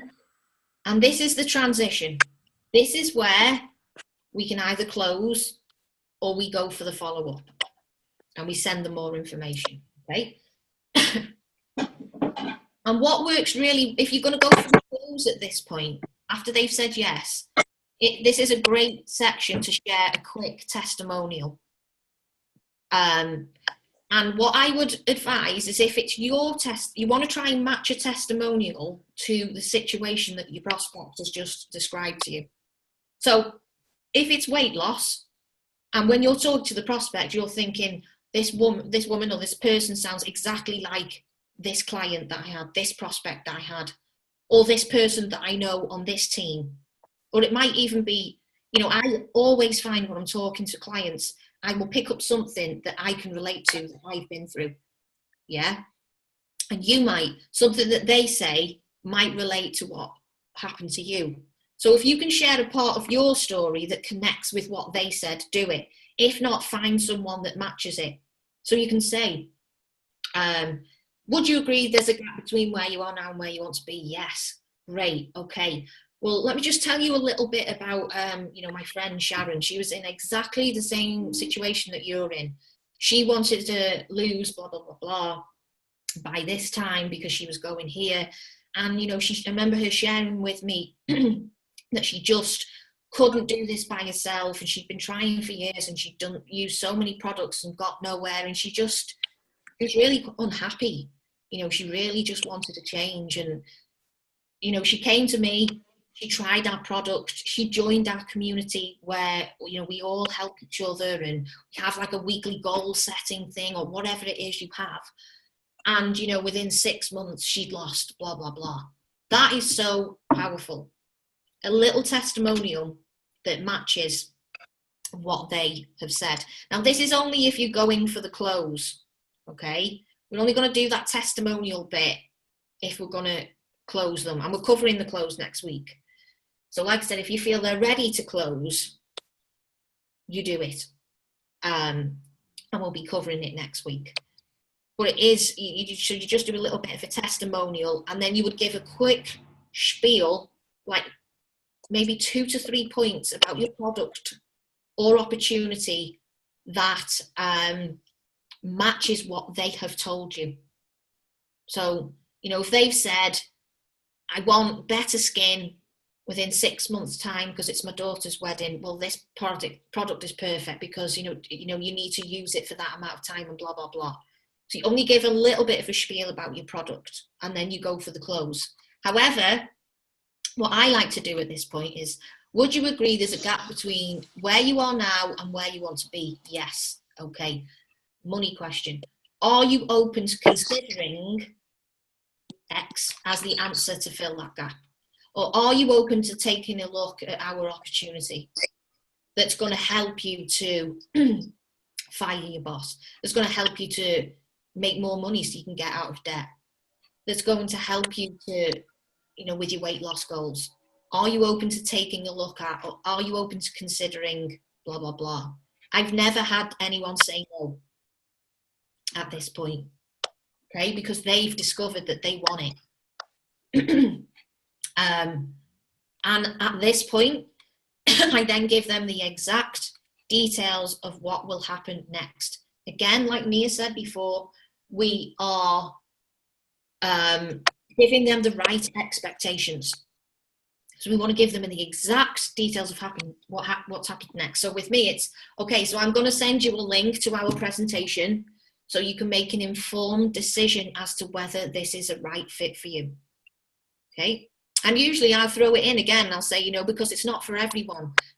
So I definitely want you to take a look at this to see if it's a right fit for you. Because at this point, they're thinking, I hope to God it's a right fit for me. Yeah? Yeah. And sometimes you might just get someone that says, look, I don't need to see that. I just want to join. We want them, don't we? Yes. Yeah. Like, can you just tell me how much it is? I just want to join. But by saying that informed decision is really powerful. Because it's basically telling them, look, you need to go away and make an informed decision by watching that video. It's huge, okay? So I will send you a link to our presentation so you can make an informed decision as to whether this is a right fit for you. And then what's going to happen next is we'll arrange a follow-up call. And what I like to ask at this point as well, I don't know if I put it in the presentation, let me just check. Yeah, I've put it there. But I like to ask, I tend to say, it's going to take an hour and a half for you to watch. How quick do you think you can have this done by? It's a really powerful question, that. So this isn't, okay, when would you like to chat again? Nope. We want to try and get that person on a follow-up call as soon as possible after they've watched that webinar or opportunity video, whatever it is. It needs to ideally be within 24 hours because they're in this emotional state. They're excited. You want them watching it as soon as possible. If they can I try to push them to do it straight after my call, because if you can get them to do that while they're in that state, and then you can schedule a follow-up, you're much more likely to get the sale. because they've just been through this process, okay? But if it needs to be within 24 hours, that's fine. But you say, how quick can you have this done by? And then you schedule another call, another follow-up, okay? But you need to be super specific so they know exactly what's happening next. So even if it's, I'm going to email you with the details, and you need to click that link within the email. You need to make it like silly, stupid, simple, so they know exactly what they need to do. It's not, I'm going to send you this and then, you let me know when you're ready. Nope. We're setting the agenda. We're saying what's happening. And your prospects love that because it's organized and it makes you look like the expert. So yeah, we tell them exactly when we're scheduling the follow-up. I've just gone through this. You want to schedule a follow-up as soon as possible after you know they're going to do whatever the next step that they're doing. And if you're scheduling like a 3-way call, this is the point where you go, great, are you open to having a conversation with my upline so we can give you more information? Yes, great. Okay, how soon could you jump on a call? I could probably do it tomorrow. And then you work out a time and you're like, okay, would 8 p.m. tomorrow work? Yeah, great. It's got to be so specific because like I said at the very beginning, we want to be comfortable with a yes and we want to be comfortable with a no. What we're not comfortable with is wishy-washy, I'll think about it, and we don't know. We always want to know what's happening next. It needs to be clear because you will get way more sales when this happens. I used to so many times let people off the hook, let people mess me about, let people get back to me when they were ready, and those people never did. Or more just fell off the face of the earth. Yeah? Yeah. Because I left. Yeah. That's exactly what happened to me. Exactly. Because they think, oh, I'll just disappear now. No. Or when you let someone think about it means I'm not joining. It does. Okay. Think about it. If you get someone that says, I'm going to think about it, you're still getting super specific with what's happening next. Okay. So what is it you'd like to think about? Well, okay. You need to speak with your husband. Okay. Let's schedule a follow-up in 24 hours time. What needs to happen when you speak with your husband? I mean, we'll go over this next week, but we're not having a wishy-washy outcome where they can do what they want, okay? And we want to speak with it being fresh in their mind. This tip has helped me close way more sales than my colleagues who leave it a bit longer to follow up. I try and schedule that follow-up straight away. And especially with you guys who said to me before that your opportunity video is like 10 minutes, perfect. What you could even do if you're on a Zoom, this would be power, is play the video while you're on a call like this and just share the screen and watch it together if it's only 10 minutes long. Yeah, it's a good idea. Yeah. And so rather than letting them go away, and again, if they're ready, don't sabotage the sale. If they're giving you signs that they just want to buy, that they just want to do it, don't get in the way of the sale. Because I used to do that as well. And that's called, that's you having a block around selling, by the way. If you've ever found yourself, someone's ready to buy and you talk them out of it. You've done all the hard work. And then someone says, yeah, I want to join. And then you start trying to convince them again. You shut up and you say, okay. And you go to the buy button and you do it. I'm guilty. Yeah, I used to do it. It's getting a bit nervous, thinking, oh, they want to join, and you having like a block around. Exactly. Yeah, you never get in the way of the sale. As soon as someone says, "I'm ready to buy," great. Okay, let's get you started. That's it. Okay, you don't try and then reconfirm to them that they're making the right decision. No, you just do it. Okay. So if you get the sense that they're ready, close them. Ask them questions at this point. When do you think you will have watched X by? This is power. So if you're sending them to an opportunity, when do you think you will have had that watched by? When do you think you will have checked that out? By 9 o'clock tomorrow, great. Let's schedule a follow-up for them. And I said this before, how quick can you finish watching Thingy by? Because that makes them think differently. That makes them think, how quick can I do it? And I had a lady today that said, I can do it in the next hour and a half because I'm going away on holiday next week. So it needs to be done today. She watched it within an hour and a half and she emailed me saying, I want to go for the $2,000 option. Boom, made the sale. Because Wow. we went through this process. It was fresh on her mind. She did it there and then. She was ready. She was in an emotional buying state. I closed the $2,000 sale. When she emailed me and said, I want to go for the $2,000 option, I then didn't email Mark back and go, that's great. You're really making a great decision. Yes, I'm trying to talk her out of it. I just went, great. What card details are you using? Get straight to the sale, okay? Schedule the follow-up. Hang on a second, we can say yes. So again, this is where you need to be making notes. So we then say, okay, so when you watch this presentation, or when you go to check out more information, this is going to show you exactly how you can lose 2 stone in the next 6 months. Repeat their words to them. This is going to show you how you can make that additional income so you can fire your boss. This is going to show you how to earn that extra money that you're looking for so you can finally go on holiday with your children, so that you can have more time with your children. Because then they want to watch it even more because you've just told them that it's going to give them the thing that they want. Yeah. Repeat their words to them. And then, again, power. I think Nia mentioned this before. We're then going to frame what is happening on the next call. This made a big difference for me. This took people from saying, I need to think about it. Because I used to get a lot of people that say, can I let you know? I need to have and this used to drive me nuts. How many of you get that now? I got it all the time. All the Yeah. time. I need All to the think about time. it. And I need to think about it means I'm going to fall off the face of the earth. And I like that. because if they want to join, they'll join. So we say, and then on our next call, we'll make a decision. We'll make a decision as to whether you'd like to join us or get the product.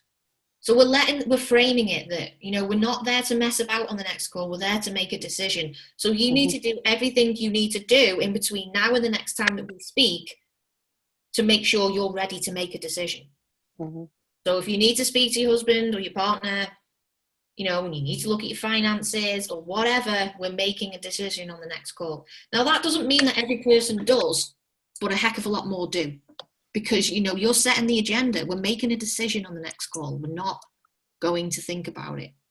What was I just going to say? Something else just popped into my mind.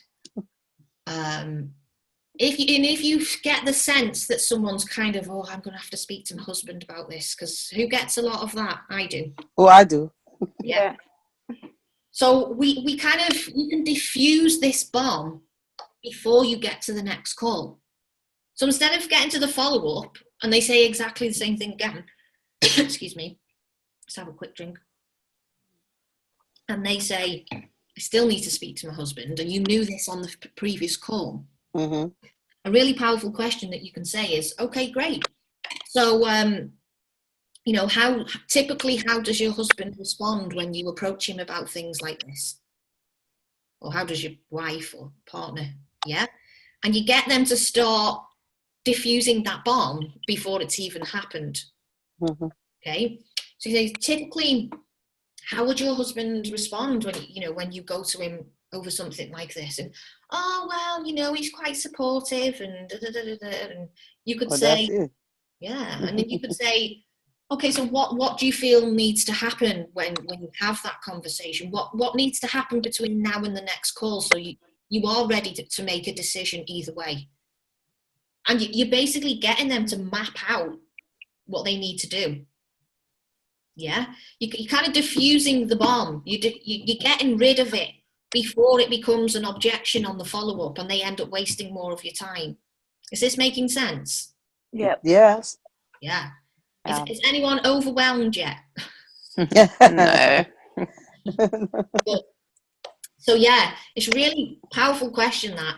On the next call, we'll make a decision as to whether you'd like to join us or get the product. Oh yeah, this was the extra thing that I was going to throw in. And this is something I've just recently started doing. And I believe it's going to work like gangbusters because one of my colleagues is doing it and it's working like gangbusters for him. So he goes one step further. He doesn't just say, and I've started doing this, on the next call, we're going to make a decision. I've started saying as well, just a little to test this out. Okay, so typically what happens when people turn up to the next call is they're in one of three places. And that is, they're either ready to join and we just get started, or they're ready to join and they need to look at their finances. And, you know, we help them with that because we have different options. And this is where you could be saying, you know, we'll help you with that because we have different products, or we have different ways that you can join us. Or they turn up to the next call and it's not for them. And then I say, and I'm completely okay with you being at any of those points. Because then again, you're reassuring them that, look, it's okay for you to come on the next call and tell me no. But again, it's also a bit of the takeaway because they think, well, I don't want it to be a no. I want it to be one of the first two. You're framing how you want that call to go. Because they're thinking, I've got to turn up to that call and be one of those three positions. Not a maybe, think about it, but either a join, I need to discuss different options, or no. Make sense? Yeah. You can do this all the time. You're in charge. Frame how you want it to go. You know, on the next call, we're going to make a decision. On the next call, people are usually in one of these three places. Oh, I did put it in here. And there's the added extra that works really well that I just went through. Okay, and then you finish the call and you thank them for their time. And I thank people for sharing their information, you know, because if you've asked those questions, they've been vulnerable and they've been real with you. So I always say, really appreciate your time and appreciate you being so authentic with me. It's been lovely getting to know you. And yeah, I'll speak to you soon, or, you know, chat to you tomorrow at whatever time. Okay? Now, and that's the process. And I knew I'd end up going for about 2 hours because, as per usual, Yeah. I tend to over deliver and go on a bit too much. And if you are feeling overwhelmed, don't worry about it. I've just tried to impart 3 years of knowledge on you there. Okay?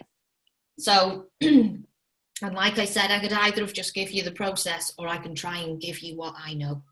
Yeah. Now, so this was big for me, this next, and let me just see how many, there's not, well, there we go. Whee! Oh, it's probably going to take me back to the beginning. Oh no. So there we go. We're only 3 slides away now. Nearly time for Love Island, guys. Because I got question now. Yeah, and don't lie and say that you're not into it as well when you Oh, are. I haven't watched a single episode. No, nor me. No, me. Definitely just me then. Yeah, so this was huge for me because I used to be so scared of getting a no. I was like, no, until my mentor, you know, who was taught by his mentors, like one of the biggest in the industry, was like, no, you look at a no as a win. And I was like, how is a no a win? And he was like, because no is a positive outcome. No is you can close the chapter and move on. Yeah. What we don't want is, I'll think about it. That's not a positive outcome. It's not a clear outcome. And it leaves us in no man's land. And it usually means I don't want to join. It's just an easy cop-out. Yeah?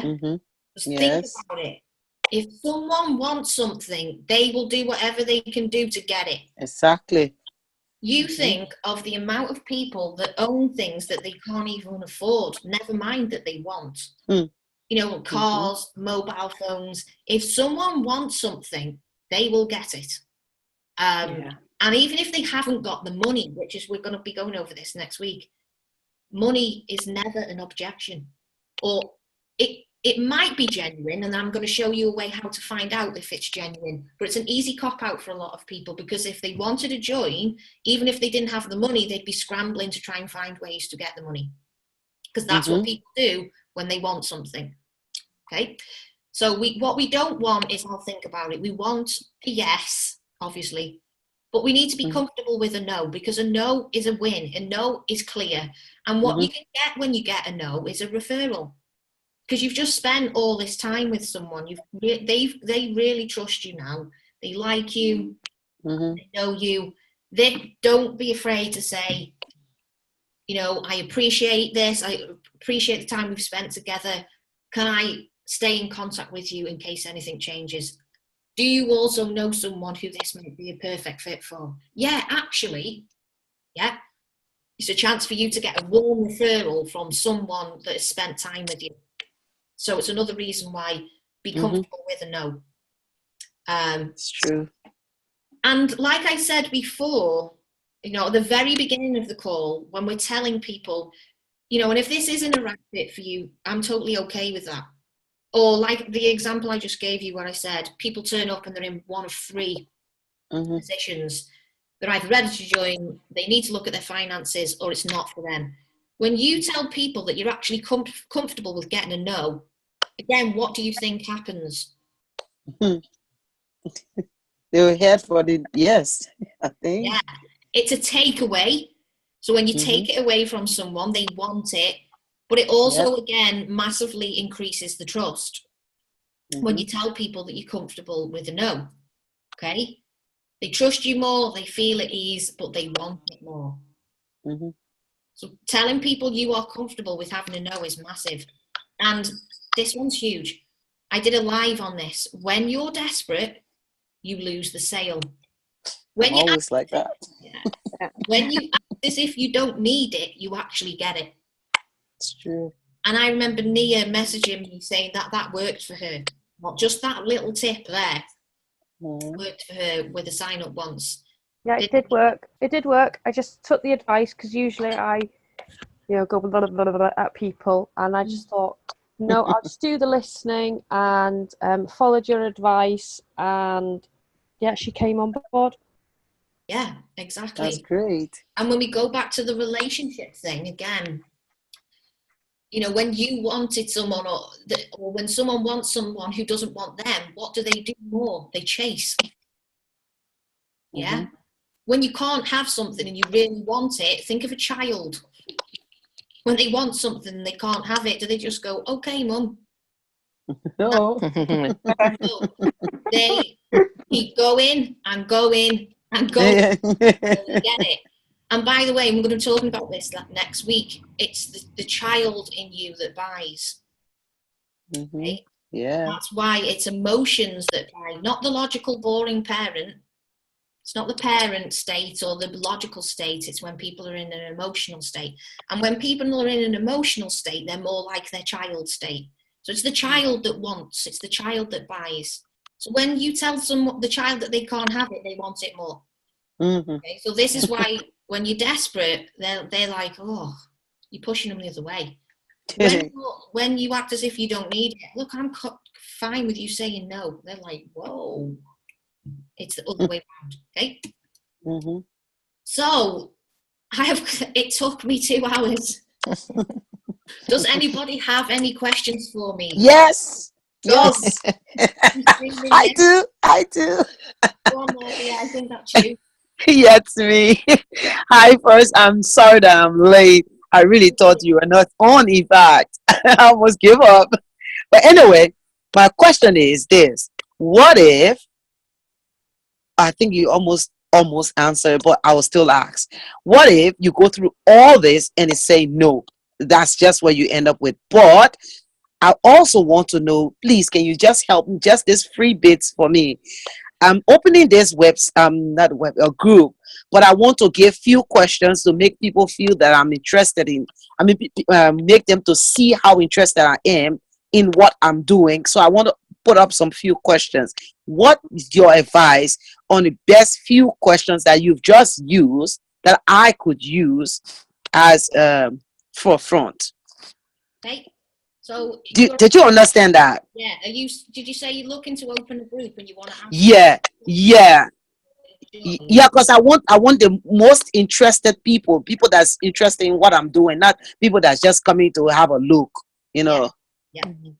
So do they already know a little bit about what you do before they get there? Yeah, because I'm doing lives on my timeline already every day. So I'd ask this question. What was it about the Okay. product? And when you go back and watch the recording, this all makes sense, okay? Okay, What yeah. was it about the product or opportunity that got you interested? You'll see Okay. how serious they are from that answer. Okay. Good. Thank you, Emma. So I'd ask them that. Okay. I'd ask them this. That's question number 5. Yeah, so like, where would you love to be in 6 months' time? Or can you share with Okay. me what's your number one goal? Okay. Yeah, that's a good one. Yeah. That's a good one. Yeah. And you could also ask this one, I would. And how committed are you to achieving that goal? Yeah. Yeah, that's great. And you could give them a That's great. scale like 1 to 10. Yeah. And obviously, you're commenting 10 out of 10. You know they're super committed. It's like something that I've got running at the minute, actually, and my phone was just pinging about at the moment. I've got like a Facebook Messenger bot that's running at the moment, an ad, and it quizzes them. It's doing a bit of this. So when they ask for more information, I don't give them more information. They have to answer my questions, right? Yeah. My final question is, how committed are you to making this happen? And the 3 answers are very committed, committed, and somewhat committed. And the person that's just, my phone was just pinging, then someone's just gone through it, and they've answered somewhat committed. They're not really someone that I would spend a lot of time to follow up with. Yeah, I don't often get somewhat committed. They're mainly committed or very committed. But when someone writes very committed, there's a big difference to just committed. Okay. They're the ones you're going to be spending the time with. So you recommend that very committed and committed, or if you say somewhat committed, then you might want to question whether they actually get to join the group, or then you ask them some more prying questions again. Okay. So what if they were sounding like that? So what do I do? Not allow them in, or? No, I think I'd still allow people into your group. But if they start acting negatively in your group, I'd absolutely remove them, because a group is all about a positive environment. Yeah, this positive. Yeah. You're still in control of that group. It's how you want to go, and it only takes one negative comment sometimes to bring you down. Exactly. So, you want to know where from the start. Yeah, exactly. So, let's say for you, in your case, you would keep your eye on that person in the group, right? Yeah. But what I tend to have is you have to have your post approved. Yeah. I don't just approve all the posts, because if there's somewhere it's slightly negative, or someone's got a question, that's another way of kind of moderating the group as well. Yeah, good one. Thank you, Emma. You're welcome. Thank you. Does anyone else have any questions? Did you get value from this training? Could you all share with me? Total value. Excellent. Total. I've been looking forward to this. Excellent. I think Caroline's put a question to you on the chat. Oh, thank you. Yeah, if you could all kind of share with me what your biggest takeaway was, that would be brilliant. And what I would very much appreciate, guys, is if you could all share a testimonial with me. And there is going to be a huge payoff to this as well, as in, if you could put a testimonial in my group, because hopefully you're all in the group, or you can do it on my page. These testimonials will be featured on this product in the future, if I decide to re-release it. But for those people that have just been a part of the Facebook Success Academy, you may have noticed, hopefully you did, that on my sales page that was seen by a lot of people, I had all the testimonials that people shared from the Facebook Success Academy. So it's featuring your name. So that's more exposure for you with my community. It's credibility for you. Because it's featuring you on other people's things. So, you are the first group to go through this training. So it's your testimonials that will be used in future. And I use these testimonials on other products and features as well. So, and I'd really just love your feedback. So anything, even if you want to just email me privately, personally, you can totally do that. It's info@successwithemmajones.com. I really love your feedback, positive or negative. It helps me out a lot. So how do I get back to chat now? I'm going to put my video back on as well, I think. So you can all see me again whilst we're having computer. But let's turn that off as well, so I can see you guys. Oh, hang on. All right. So, Right, question. yes, Which one am I looking at? Ooh, the questions weren't coming through. I couldn't see these. Elizabeth couldn't hear anything. Yes, proves you are interested in them and haven't sounded like it's all about me and they trust me. Exactly. You've just totally listened to them. No one ever does that when they're closing someone. They're just pitchville, isn't it? An intro video. I usually give my website details. The thing is with a website, and is Caroline still on? Yeah. Hey, is they're really heavily branded to the company. And another thing that I found with websites as well, they're not easy to maneuver. They're not easy to order products from. They're really not. I was watching a live from another marketing friend of mine recently. She's really big in the LinkedIn space. And she was saying that she was testing out several network marketing products from her friends at the moment because, you know, she loves to support the industry and she was trying several things out. And she said it was so hard just to buy these products that she was thinking, why would you ever send anyone to your website? But we don't even think about these things. You know, we just send them there. But if you actually look at the process of what your prospect has to go through, make sure that it's easy, that it's simple to sign up. If it's not, do it for them. Because I even had this instance last week. I was going to buy something from a friend and the product that I wanted, I couldn't find it. And it was just not easy to maneuver because these network marketing companies are not experts in building websites. They're not experts in online marketing. They're experts in network marketing, and their websites sometimes aren't usually user friendly. So, you know, I would look into that one, Caroline, as in what do you maybe feel is the best thing to send them for more information? It might just be best for you to give a little bit of information, only a little bit, on that call and tie it to what they said to you. And then we go into the close, which I'm going to be covering next week, okay? But there surely should be something from your company that gives more information. But if not, you can cover it yourself on the close. If someone says no and I say it's okay, they might come back in the future as they might, my trust, and they know I'm not pushy. Exactly.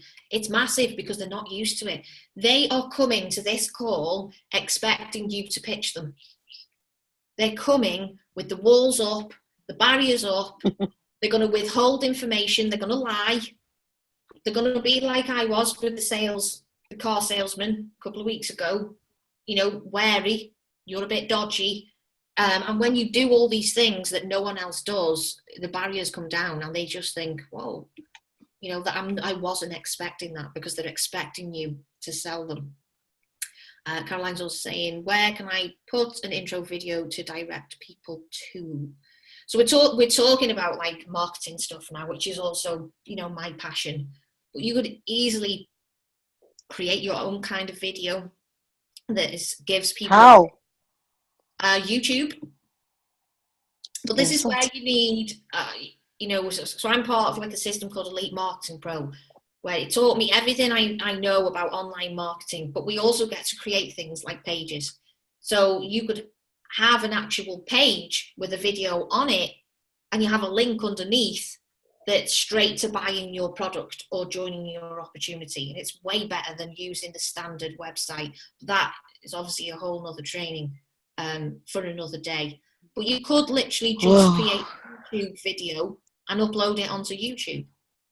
You could create a video and upload it into your Facebook group. Yeah. So it's as a pinned post. So as soon as you're inviting people into your Facebook group, you have a welcome message that says you need to read the pinned post.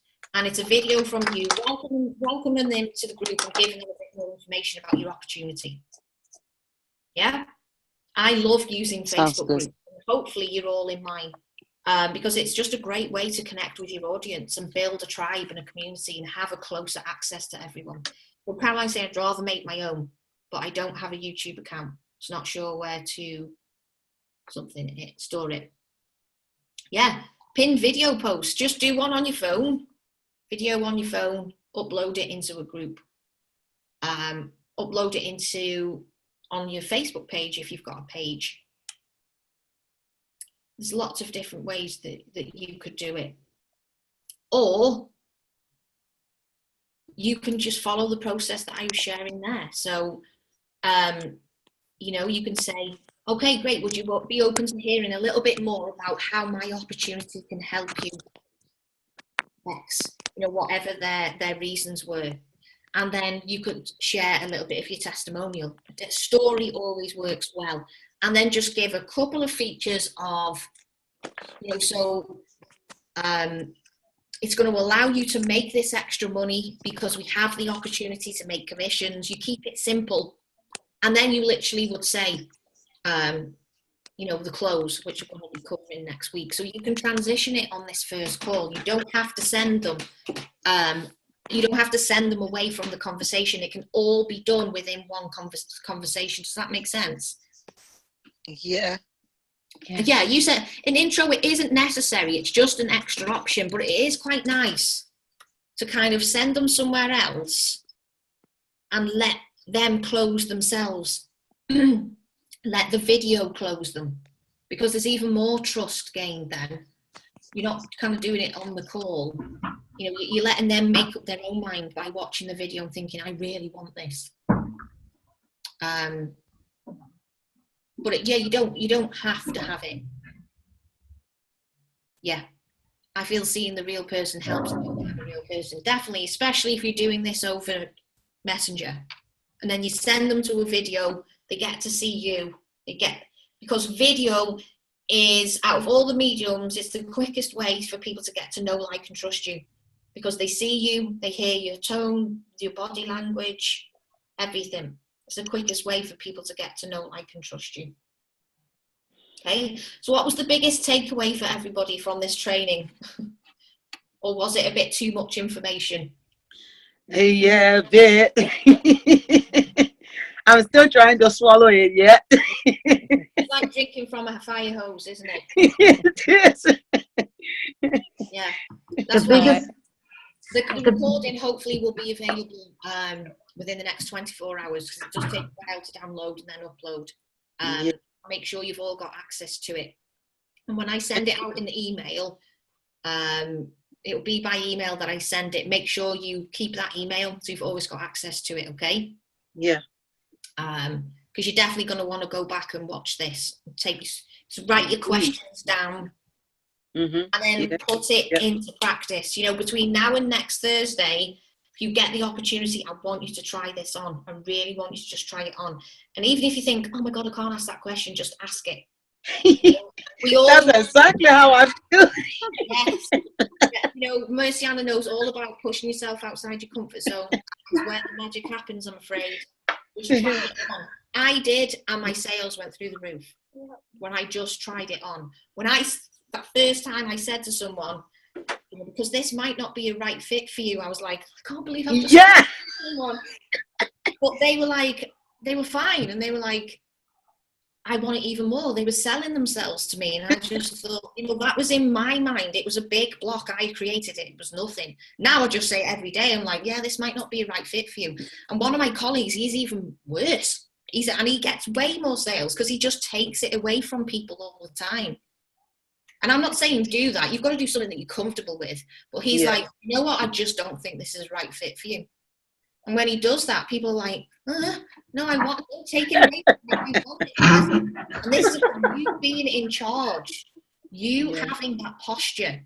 And the more that you do it, you will. And they will know when they're on a call with you, you're in control. They'll feel in control, but you're in control. And this comes with time and practice. Okay? Lots of notes, Caroline. Oh, brilliant. So yeah, I have, go on. can I ask you one question, please? I have sometimes people who insist, just tell me now what product you're talking about. Yeah.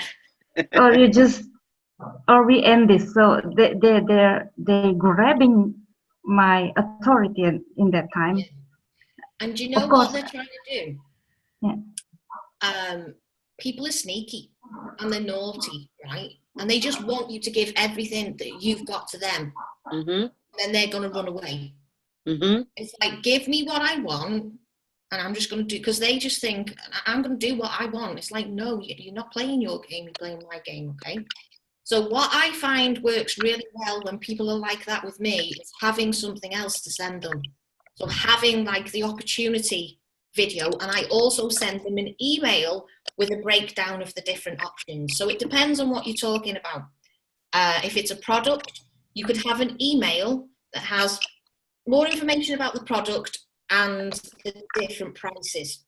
And I do this, okay? I actually send them an email, because what I get a lot is, can you just tell me how much it is, you know, or how much is it?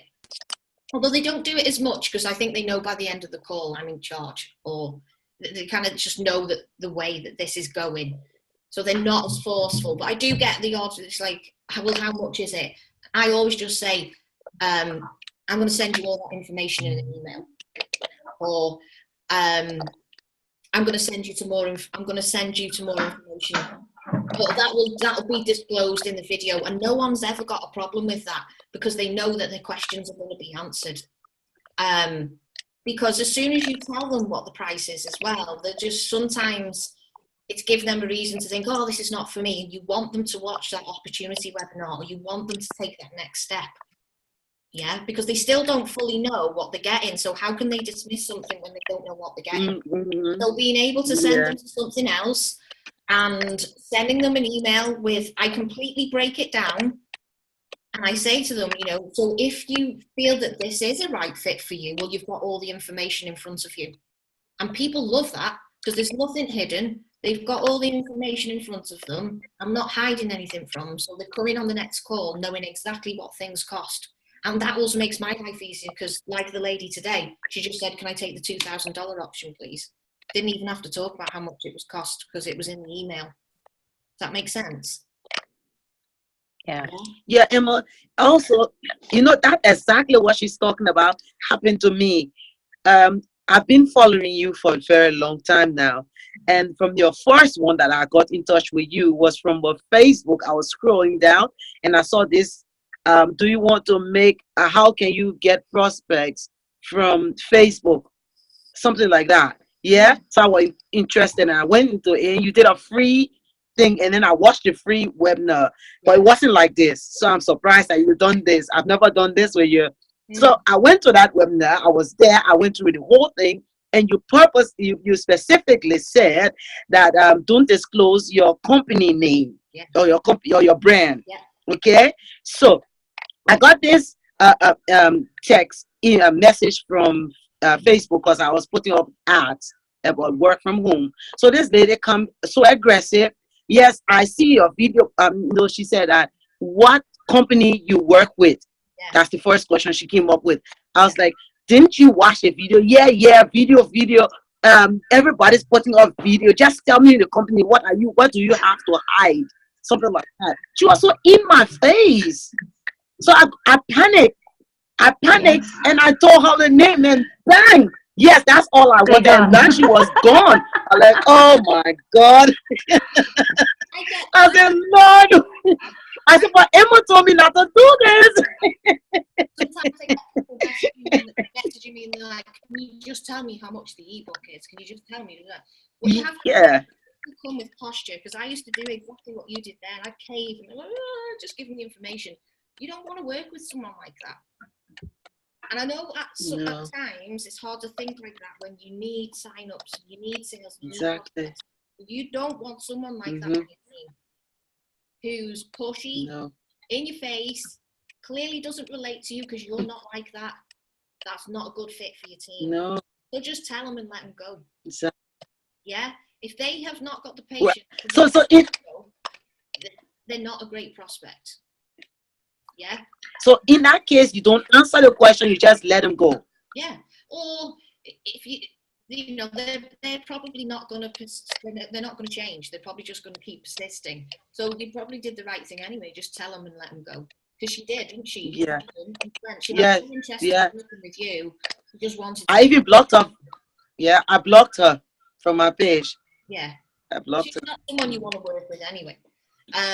Yeah. You know, and that's what you have to think when you get people like that. Just tell me, you know, they're not great prospects and they ain't going to do well in this business because it sounds like they've got no people skills. Yeah. Exactly. So how are they, if they're like that, they will be like that with their prospects when they're trying to build a business. And then they'll wonder why no one is joining, but they won't stop to look at themselves. It'll be everybody else's problem. No. And the more you're in this industry and the more you do that, you just get to know these personality types. You'll get more posture, you'll get stronger, and you'll just get stronger to just think it really doesn't matter. You're not a quality. Yeah. And the more you grow, the more haters you'll get, the more people like that you'll get. And that's a sign. That's a sign that you're doing something right. Because I get it all the time. Okay. And when I first did that, I couldn't handle it. It used to really get to me. The other half's laughing, but I don't know if it's had something on his phone. And I couldn't handle it. I used to be like, oh, I used to take it so personally. And I still get it now where, you know, I remember a lady once saying, like, why would I listen to someone who's wearing a hoodie? And I just thought, you know, if you really can't stand the fact that I'm wearing a hoodie, just don't watch my video. Yeah, that's not someone that you want to you're going to get it. So it's having the power to just let them go. They're not a right fit. Thank you. Can I tell you just shortly the process that I am taught to do? Yeah. I shall give them a picture with islands on it. Financial freedom, traveling, to help others. And mostly I have people asking me, what's that? Yeah. and then after that, what would you like to have? And they tell me traveling and helping people. And I start to send them, the first video is about the business. And they keep telling me, oh, what's that? What's all about?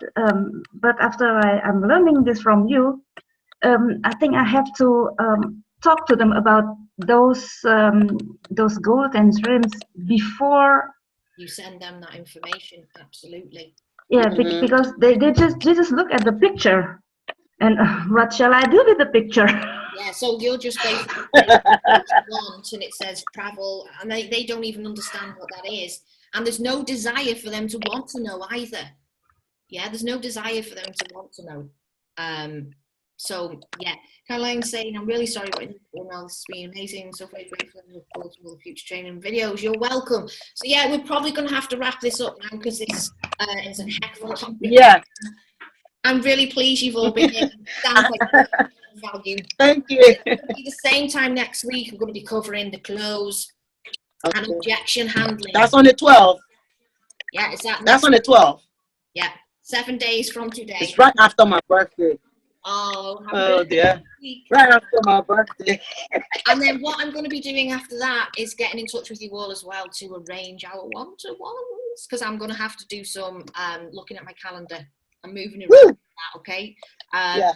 So, and I want to do this training first before we dive into the one-to-one. So I want to give you a chance to put this into, I would love it if between now and the next week you give this a go. Okay, and let us know in the community. You know, share a post in the group if you give it a try. And again, I'd love for you to throw some in there because you will be featured on the products. And yeah, same time next Thursday, ladies. Go out there and powerful conversations that close. Put it into practice. Thanks a million, Emma. You're It's been welcome. brilliant. Thank you, Emma. That was brilliant. Bye. Bye. Cheers. Bye. Bye.